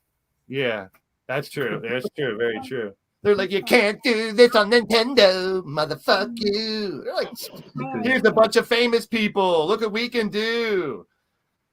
Sega was a bunch of snobby computer makers, gaming. Yeah, same. What up? There you go. Game Boy. Genesis does. Yeah, it does. Good for you, Genesis. See, it's hilarious that was the way that they advertised because now Nintendo owns them. Yeah, really. There you go. You know what they don't do? They own you. Genesis does own you. Well, there you have it. We have one more segment left. We're going to talk a little bit about I got to revisit this old commercial one more time because when you're getting chased by bank robbers, you're chasing bank robbers or whatever, nothing beats a big, cool glass of Kool-Aid. Chasing bank robbers makes me hot and thirsty. Let's get a drink. No time. They're here. Hey, you. Oh, yeah? Hey, Kool-Aid! Oh, yeah. Here comes Kool-Aid. Here comes Kool-Aid. I'm gonna save the day. Here comes Kool-Aid. Here comes Kool-Aid. I'm gonna chase your thirst away. Great. Your friend's cool. Kool-Aid brand soft drink mix. Oh, yeah. Oh, chasing bank robbers makes me so hot and thirsty. Oh, yeah. The cops are letting kids help him chase after bank robbers. One thing, maybe the kids actually spotted them Maybe. and were stealing from them. Maybe. Voice of reasons. Maybe they were at the bank with their parents and the bank got robbed. What can you do but drink some damn Kool-Aid? That's what I would do. All right, let's talk about handheld video games, our last segment, coming right back after this.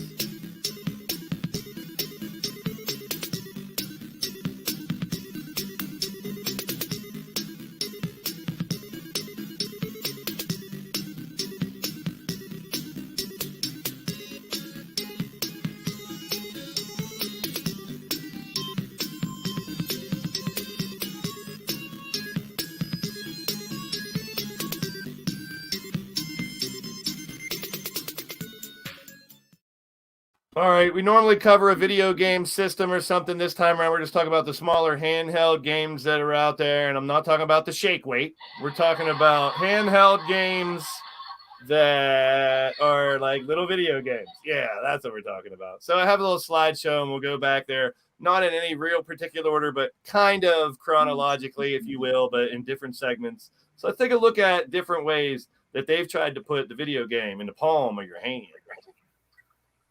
I think I actually had this thing. All it was when you turned it on, the paper just scrolled around and you just moved left or right, that car. There's no screen. Drive yourself crazy. So not really a video game, but I don't know how it stops you from wrecking. You just know if you went off the road. But I think I actually had one of those as a kid. Yes, I'm showing my age. Anyone else have one like it as a kid? No? It looks familiar.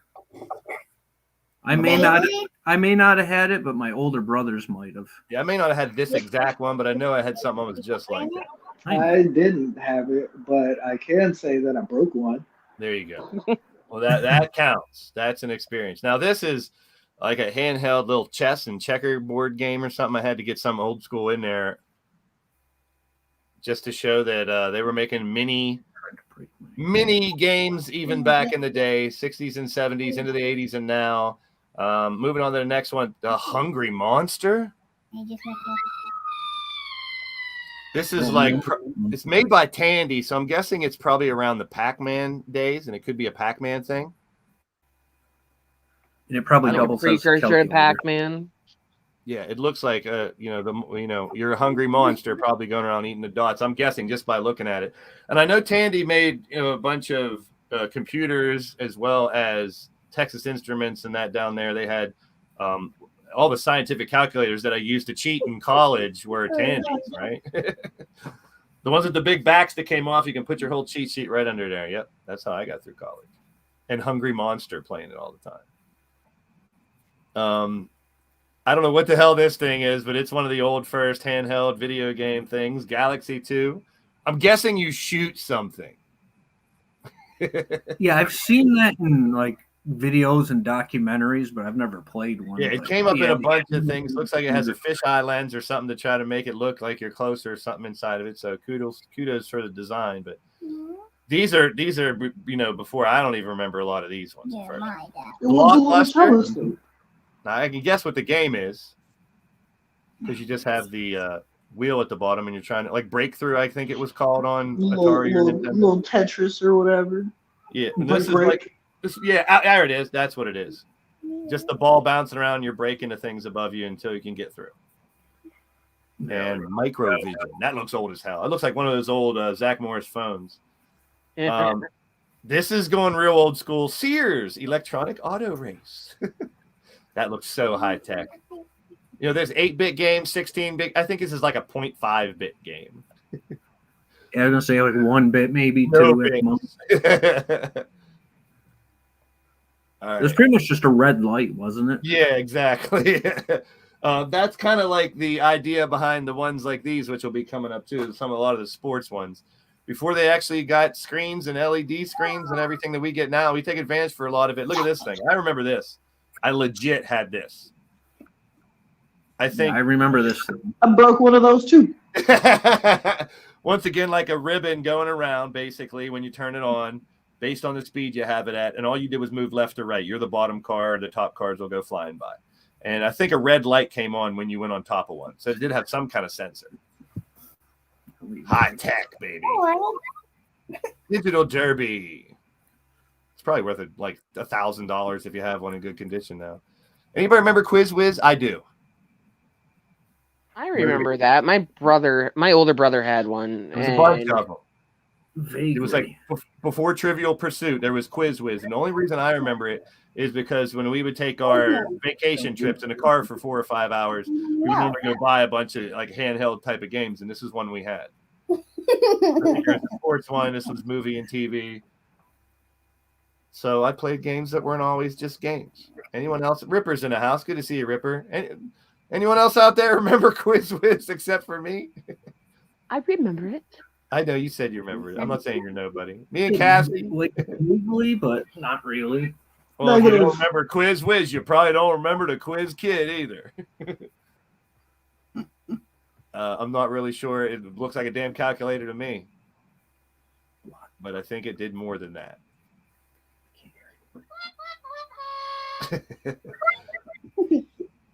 Space Battle. This one looks super high tech. Could this be like a battleship type thing? It looks like 2-player, one on each side, which I always love those. Any of the handheld things where 2 people could sit on one side and play, or the tabletop arcade games where 2 people can sit at it. I love those. Love those. Pizza Hut always had a tabletop when there were Pizza Huts. Blip. This looks like Pong. I don't remember this, but my guess would be Pong, by the way it's set up. Yeah, it's what it looks like. Pong-esque. It's just going to be a Pong thing, and it looks like possibly 2 players with buttons facing both ways. Blip. I was also one that liked the football game that was in a dome. It was all X's and O's in an arcade. You guys remember those? The roller ball. It was just X's and O's. That's all it was. I'm old. Like tic-tac-toe? Yeah, but that was the football players. The offense was X's, the defense was O's. Now, there was a lot in this format. Like I had a Tron one that looked like this, and I know there was a Galaga one and other arcade style ones that were made into this. I just like the way it looked. I don't know what the hell Astro Command is. That one in particular, I actually do remember. Now, is it like Missile Command? Yes. There you go. Pretty much, yeah. Missile Command used to frustrate. Missile Command and Asteroids used to frustrate the hell out of me. This one might not surprise you guys based on the last 2 things that I've said related to these, but I broke that too. I broke that one too. I figured. What didn't you break? I don't know. Any of my own bones. Did you break the Fire Away? Yes. This one looks like Galaga or something, maybe, or Space Invaders. If I'm looking at it, I don't know what it is. Never played it. Another Tandy game. Kind of looks like Space Invaders. Yeah, that'd be my guess too. Looks like a lot of extra bullshit on that thing that doesn't need to be there. Like, is that red thing an actual button? Maybe that's your fire button. A really exaggerated fire button. And the graphics are just like top notch. Fire button. 1 bit. Bowling. Bowling game. I think I remember this one. I bet Chance probably broke it. This is another one that I broke, yes. Like Dad said, what haven't you broken? Yeah, this is one that I would think they got broke a lot. The bad thing about these games are when you're a kid and you get pissed off at a game, you can throw these sons of bitches. Flip is a Pong rip-off. There you go. That's what I thought, Ripper. Thank you. Knowledge. I dig it. It's a big red button. Smash that shit, says Shelby. But that one you could say smash. It was so big, but that's a pet peeve of mine where people say smash the like button. Don't smash my like button. Don't smash my thumbs up. I need that thing. I don't want you to Press break it gently. Yeah, very caress it gently. It still works. That's what she said. Give it away now. What are you doing? Oh, Wally gave it away. All right. That's a bowling video game, handheld type of thinger. Dungeons and Dragons computer fantasy game. I can imagine with that screen broadcasted. You're muted, Nacho. I had this one. It looks really familiar. My dad loves Dungeons and Dragons. He's the origin He-Man figures. He's actually making them so we can play D&D with them. That would be that's pretty much what I did with all my He-Man figures, is just set them up as a big war zone and let them go at it. Shulky, why you want to help us smash it? No, please don't smash it. So I'm guessing there was probably different ones of these two. I don't remember the Dungeons and Dragons handheld, but interesting. Mattel making that one, and we got the Mind Boggler from Mattel. Whoa!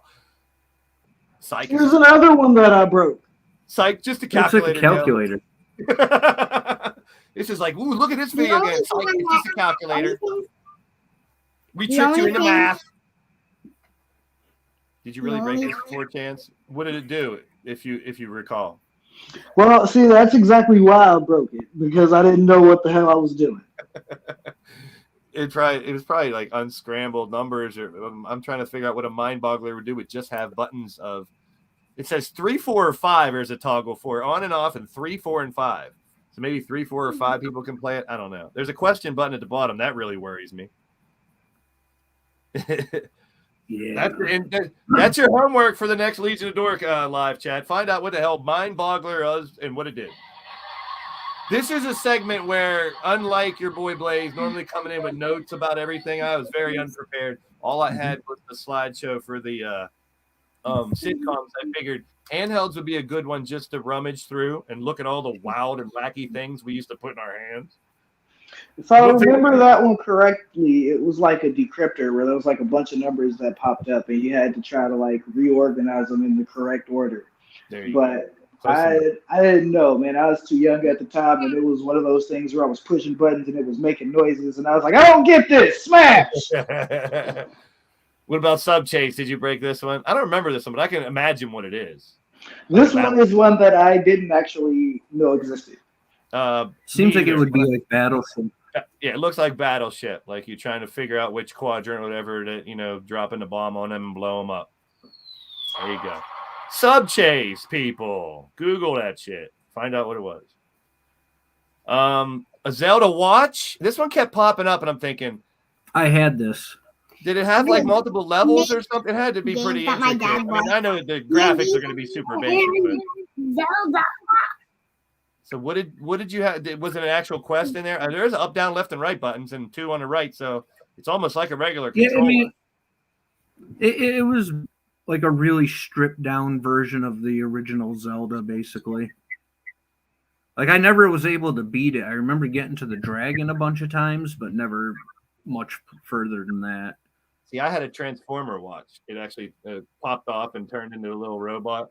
That was my favorite. It's a digital, just a regular digital one.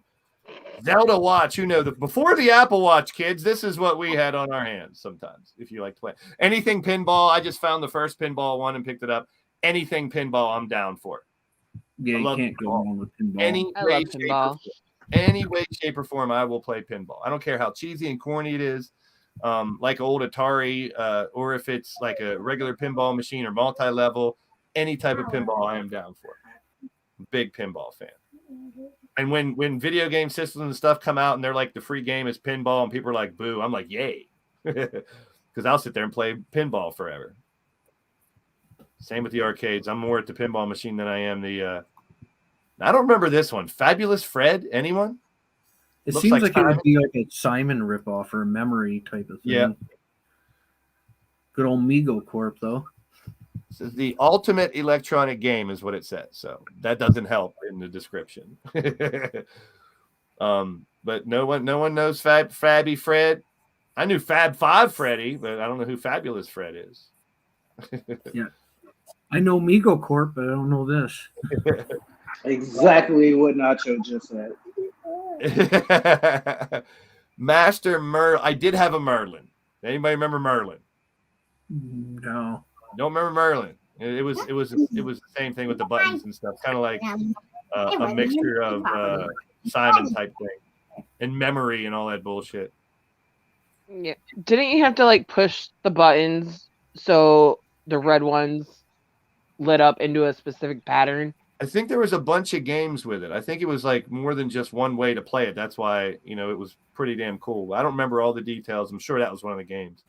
But there's a Merlin. What the hell? No screen. Can you imagine kids today giving them a toy without a screen on it? Shout out to you, Ripper. I wasn't the only destructive kid with the handhelds.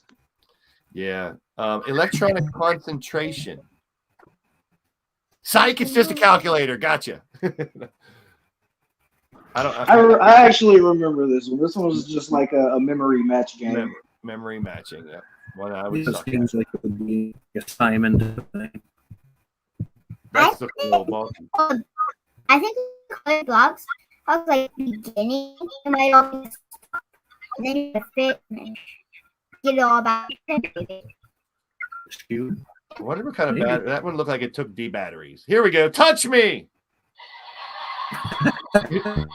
Who knows about the Atari Touch Me? I'd never heard of this. I'm thinking it's the same Simon type thing as well. Atari, shame on you. Teaching people how to touch each other like that. Touch me in the red button. Touch me in the green button, red button, blue button. So this is probably a mix of those memory games and the Simon at the same time. Touch me. Feel me. We were playing Tommy over there. Alien Attack, Coleco. I don't remember this, but it just looks really cool. I don't remember this either. It's like this would be a cool one to have. I know Coleco. I don't know anything about that. I don't know Alien Attack. Just looks like something that someone on TV space movie would. There's a Pocket Simon, old school. I broke plenty of Simons from punching. Me too.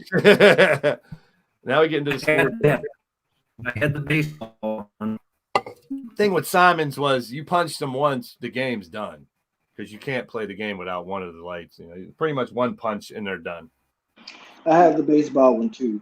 There's different ones too, because like I have this baseball one too that I ordered. Now these I ordered recently just because they were a throwback. But this one on screen is one I actually had as well. I definitely remember that. Yep. I can hear it. So we get a couple sports one here. Here's a basketball one. I think that's the exact same one I have here. Yep. Electronic basketball. I had that too. So high tech. Yep. I'm about that good at it too. One button, two buttons. I used to like the simplicity. Another sport. I got a bunch of sports ones right in a row. See, there's the football one I did have, and I did love that one too. It was head to head because you could sit there with your friend, and me and my brother would sit there and play against each other. It's a little more fun. It's all blips and dots, man. You're either a minus symbol or a dot back in the day. Another baseball one. I could play those baseball ones like all day long. Your imagination. There's legit the football one that I have just in black. Great sounds on these too.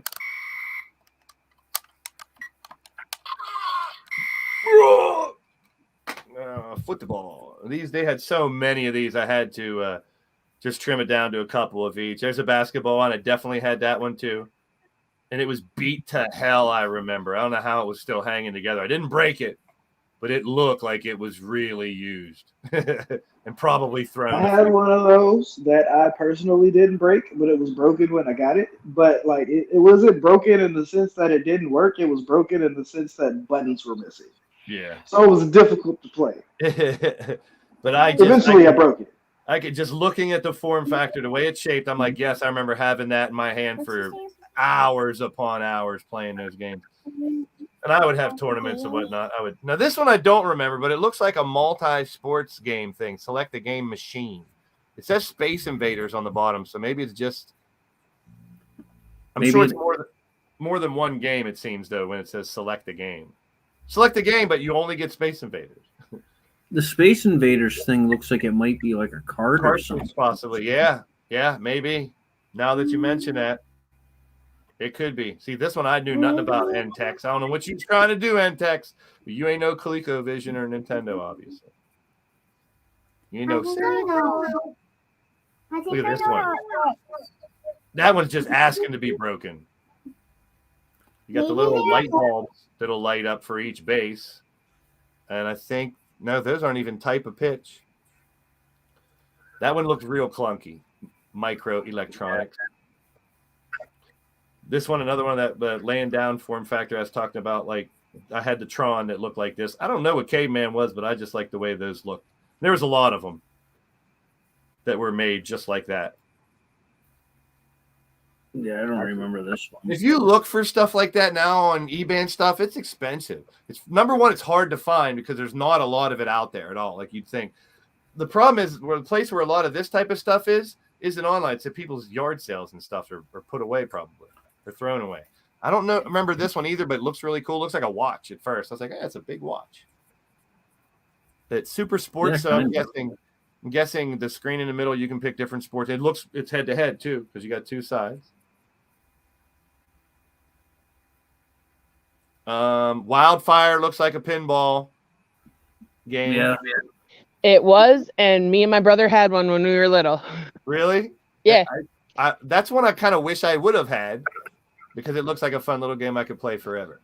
Antique store too, yep. Shawty's right. You can find a bunch of these things. I used to play the shit out of it. Yeah, does that take you back? Wildfire. There's a lot of these that do, man. Seeing especially those sports ones that make me Defender. Defender was one of my favorite games just on regular systems. I love just trying to catch. It was a very cool game. With different elements in that game that weren't with all the same side-scrolling shooting games. Spaceship games. There was a lot that were very similar. I liked being able to pick up the guy. Now this I don't remember. Anyone? Tommy Tronic 3D? No. Nope.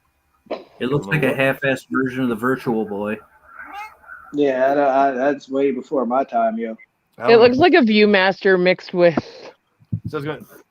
Yeah, kind of. The first thing I thought of with the slides that you just looked through, but this looked like it was supposed to be a game. I don't know, but I saw it a bunch of times. So I'm going, what the hell? I was like, what is Tommy Tronic 3?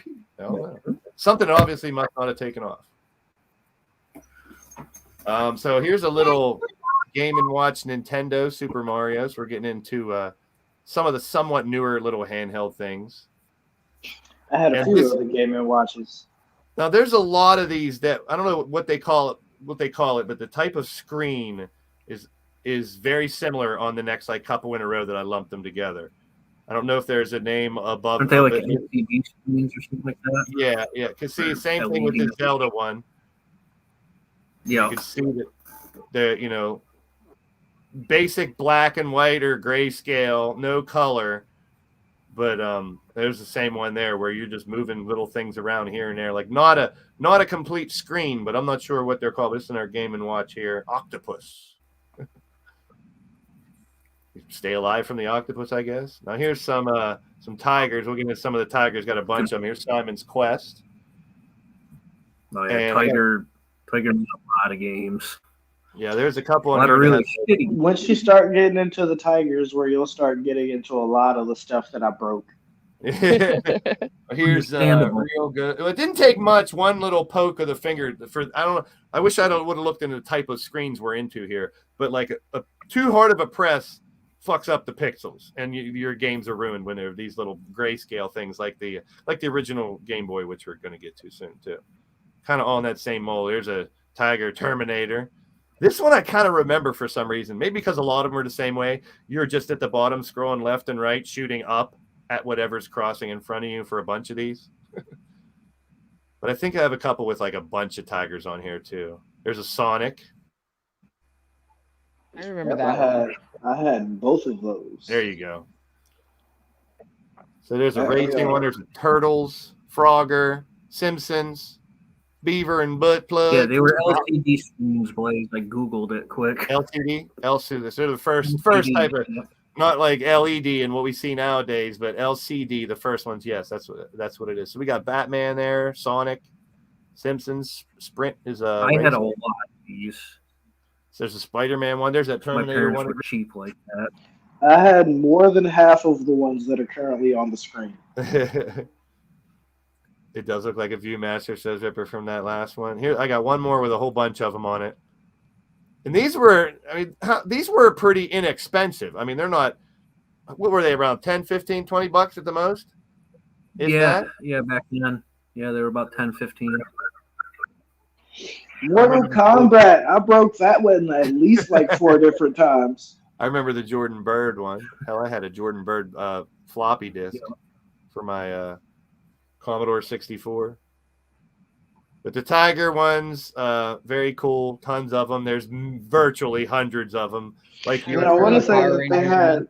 I want to say they had one that was like Mike Tyson Punch Out. I'm sure they did. I broke that one too. Yeah, I had a wrestling one that was just called Wrestling. Wrestling. They had a bowling one. I remember that one because I played the hell out of that one. I played the hell out of that. I broke that one, but it was because I played it too much. Yeah, that's a different type of breaking stuff, like wearing out buttons and stuff like that. Or I was talking me morally with these, and there's the Game Boy. So very iconic in many different branches of Game Boy since then. Definitely different styles and colors and sizes. Yeah, the Game Boy was responsible for the handheld revolution. Yep. Oh, definitely. I mean, every company tried to do a handheld after that. I mean, you had the Atari Lynx, the Game Gear, TurboGrafx had one. I can't remember what they called it. So, in my defense, because I just saw Wally's comment in the chat, I was a very curious kid, and I wanted to see what the insides of a lot of these devices looked like, but I didn't know how to put them back together, so I just tore them apart and left them alone. Yeah.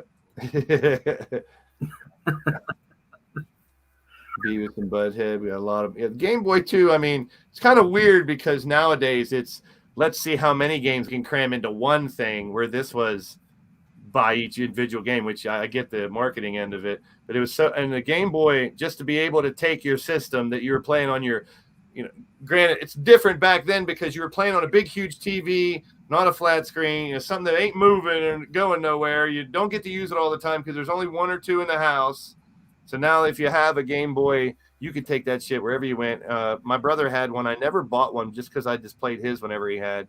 We went on vacation and stuff like that to play it, but like I said, I wasn't the big gamer that he was. But the games were pretty decent. I mean, it was just that very simplified screen, nothing spectacular, but it gave you the ability to play the same games you were playing on your console mobile with you.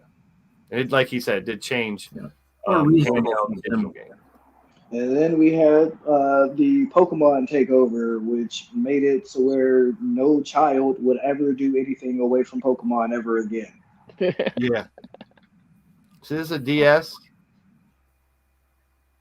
that what this is, a DS?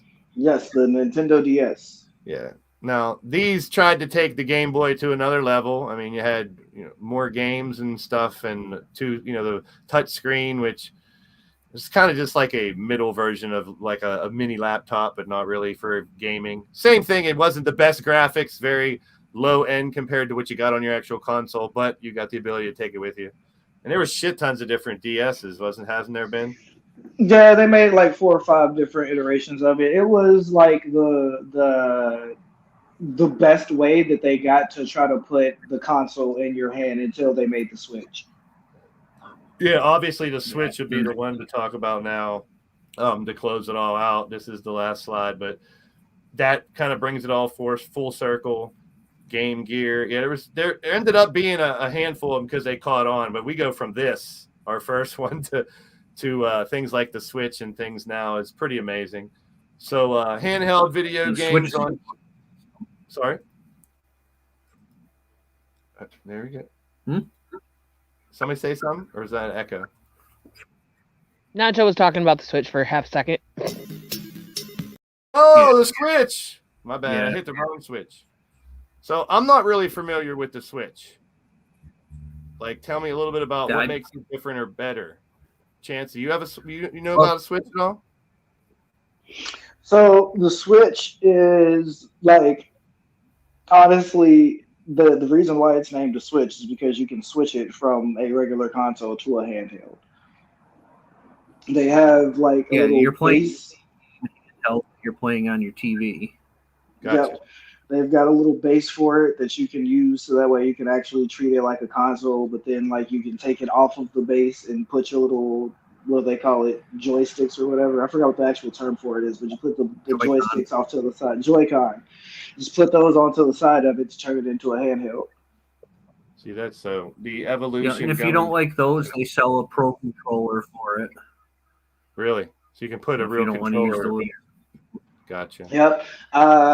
One of my best friends has one, and we play Super Smash Bros. On it every now and then, and he'll like hook up the Wii U visor to it. I don't know how the hell he managed to pull that off, but he does. And then we'll like hook up like a GameCube controller to it because he's got a port, so that way you can hook up controllers into it.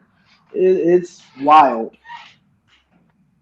Crazy. And that is a little bit of this, a little bit of that. We covered tons of different sitcoms from earlier. We have a couple other ideas in the pipeline to bring you just more retro pop culture here on the Legion of Dork. Just having a little fun, reminiscing about the good old days, little time traveling, and make you think about what you had. I always thought it'd be fun to bring back like candy from the 90s and 80s too. There's a lot in the 80s that candy that doesn't exist anymore. Like different candy bars or types of candy that don't exist anymore. That that you just don't find, some rare stuff.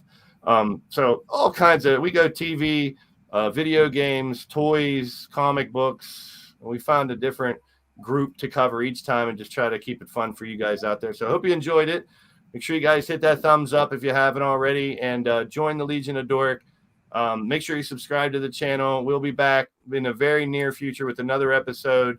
We got a lot of things possibly to do, and we could always go back and highlight certain games, and like we did with He-Man, Transformers, and Spider-Man as well. There's a bunch out there. So much untapped territory that we could still cover here on the channel in this podcast. And thanks, Chance and Cassie, for joining us today. Cougar earlier as well. Thank you, Cassie. Not a problem. It was a blast.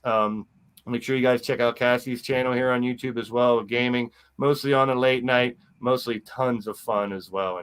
And Warforged Wrestling's coming back no matter what Chance says. No, it's not. Nah, man, that depends. Like, cause I'm seriously like stuck in a internal debate right now of what's going on in terms of my streaming content. But a lot of that is resting on whether or not these next wrestling games are going to be good. Let's see. Heard a lot of mixed reactions lately about 2K22 right now, and it's not really bad for us if you're just doing AI, but some of the gameplay that's changed, there's nothing really new. It's a lot of the same that was in 20 and 19, but the graphics are a lot better, and there's been some disappointment in GM mode now that more facts are coming out. We haven't heard shit about universe mode yet, so most of it's status quo, same matches, no blood for the women, like a lot of the same things, except for the weapons are a lot more like it was at 20 with the weapons wheel when you got more weapons like a stop sign, and they all take damage now instead of just looking the same after you use them, which is cool. So minor adjustment. As long as it plays AI versus AI sort of realistically, and you could still drop in promo things or whatever in universe mode and whatnot. I don't know. There's still 100 slots for your wrestlers, so nothing changed there either. So a lot. The only thing that I really want them to add in is a lumberjack match. I don't care about anything else. Just give me back the lumberjack match. Not this game, Creator unfortunately. ref. The thing about the GM mode they're saying now is you can only have 2 championships. You can't make your own custom brand. You can only use SmackDown, Raw, or NXT. Yeah, and I heard that you could only book like 3 matches a show, 5 for the pay-per-view. 4 or 5, yep, and that's it. Yeah, it's kind of, they even said it was just a very bare bones, half-naked version of My GM, just because they wanted to bring it back first and test it out before they added a shitload of features, which I kind of get it. That's not really for me. I won't play My GM. I would want to watch it. I want to watch My Faction is when I want to watch someone play. If I can do AI versus AI My Faction, because I want to see how that plays out, because that is one of the story modes. I could do a special guest referee match, Wally, just because, like, there's a lot of good ways that you can have story around a special guest referee match, especially if you have, like, your champion challenger story going and they have the challenger has a match against another individual. Your champion's the referee. Oh, no. Is he going to scream over? Is he going to call it down the middle? Oh, what's going to happen there?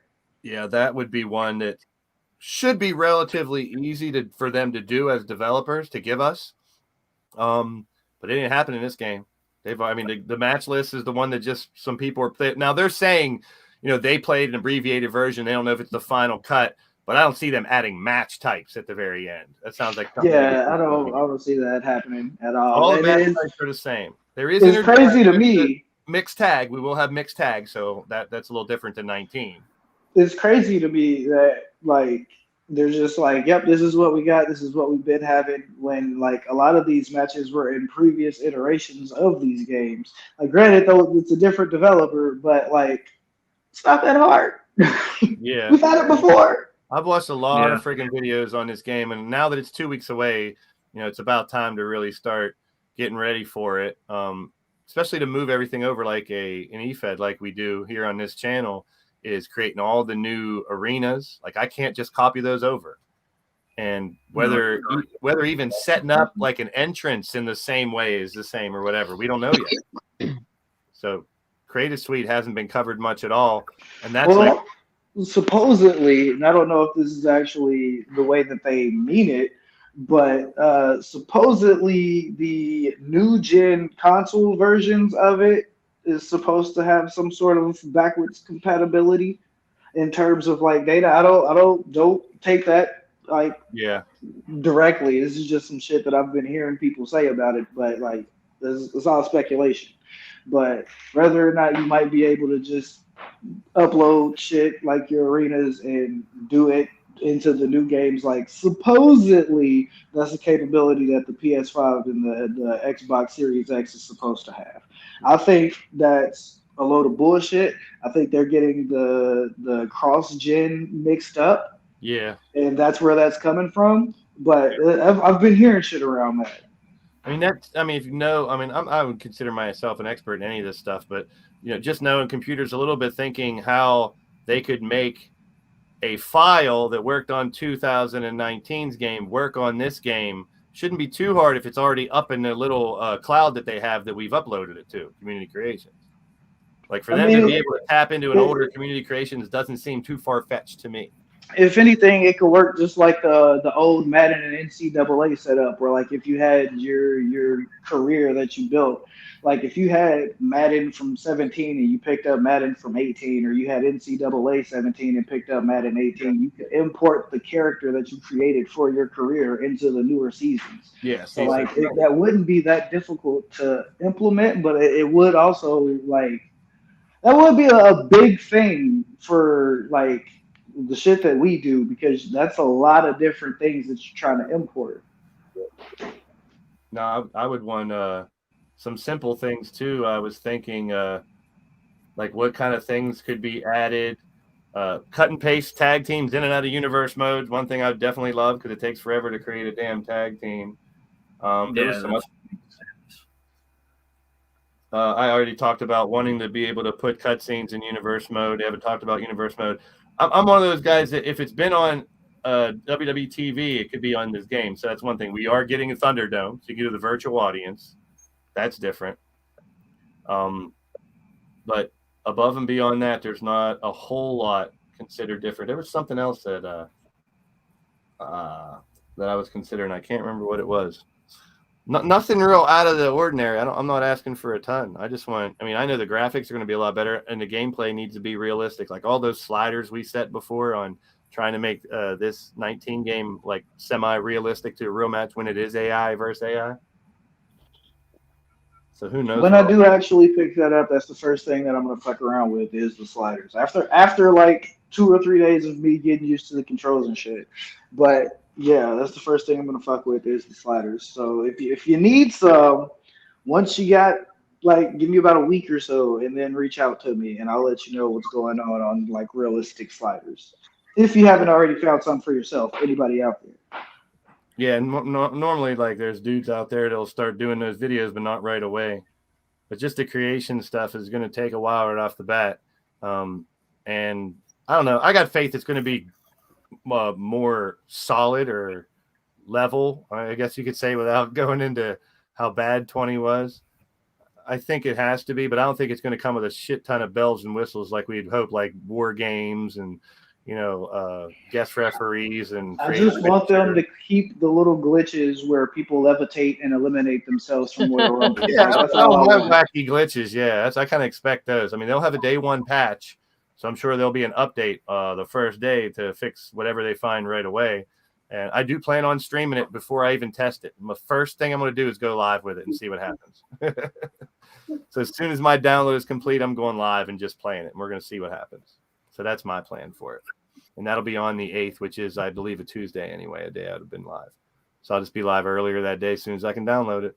And then maybe again later on that day. Who knows? But it's exciting to finally be kind of close to when it's actually coming out. I didn't like talking about it too much. But it's going to be very interesting to see how. I don't think it's going to be as game-changing as I originally thought it was going to be. There's a lot of things that they could have done, which I know they're not going to do. A lot of guys that aren't in the WWE, they're going to be in the game still too. Like Walter is named Walter, and some guys that have been gone are still going to be there because they were too late. I was going to say, isn't the roster only like 6 people now? So they let everybody go. Now, there's a bunch of legends too, which is kind of cool. And I'm more interested to see. I want to see how that my faction part plays out with the NWO. That would be kind of fun. Yeah, me and Tony were talking about that a little bit. I didn't mean to cut you off, Nacho. We're thinking it's going to run a little bit like the My Team from the NBA 2K games, or like the Madden games, where you just like collect cards of people and build your faction that way, and then you have to go up against either the NPC NWO or you'll clash against other factions that other people made. That makes sense. Yeah, we'll see. It's right around the corner now, just a couple weeks away. And, well, we'll shoot the shit on 2K22 and such. And that's going to be it for this episode. And we'll be back soon with another episode of Legion of Dork. I want to thank Cassie and Chance. And thank you, Nacho, once again. Always a pleasure. And always love them. We'll be back with more Legion of Dork. Stay tuned.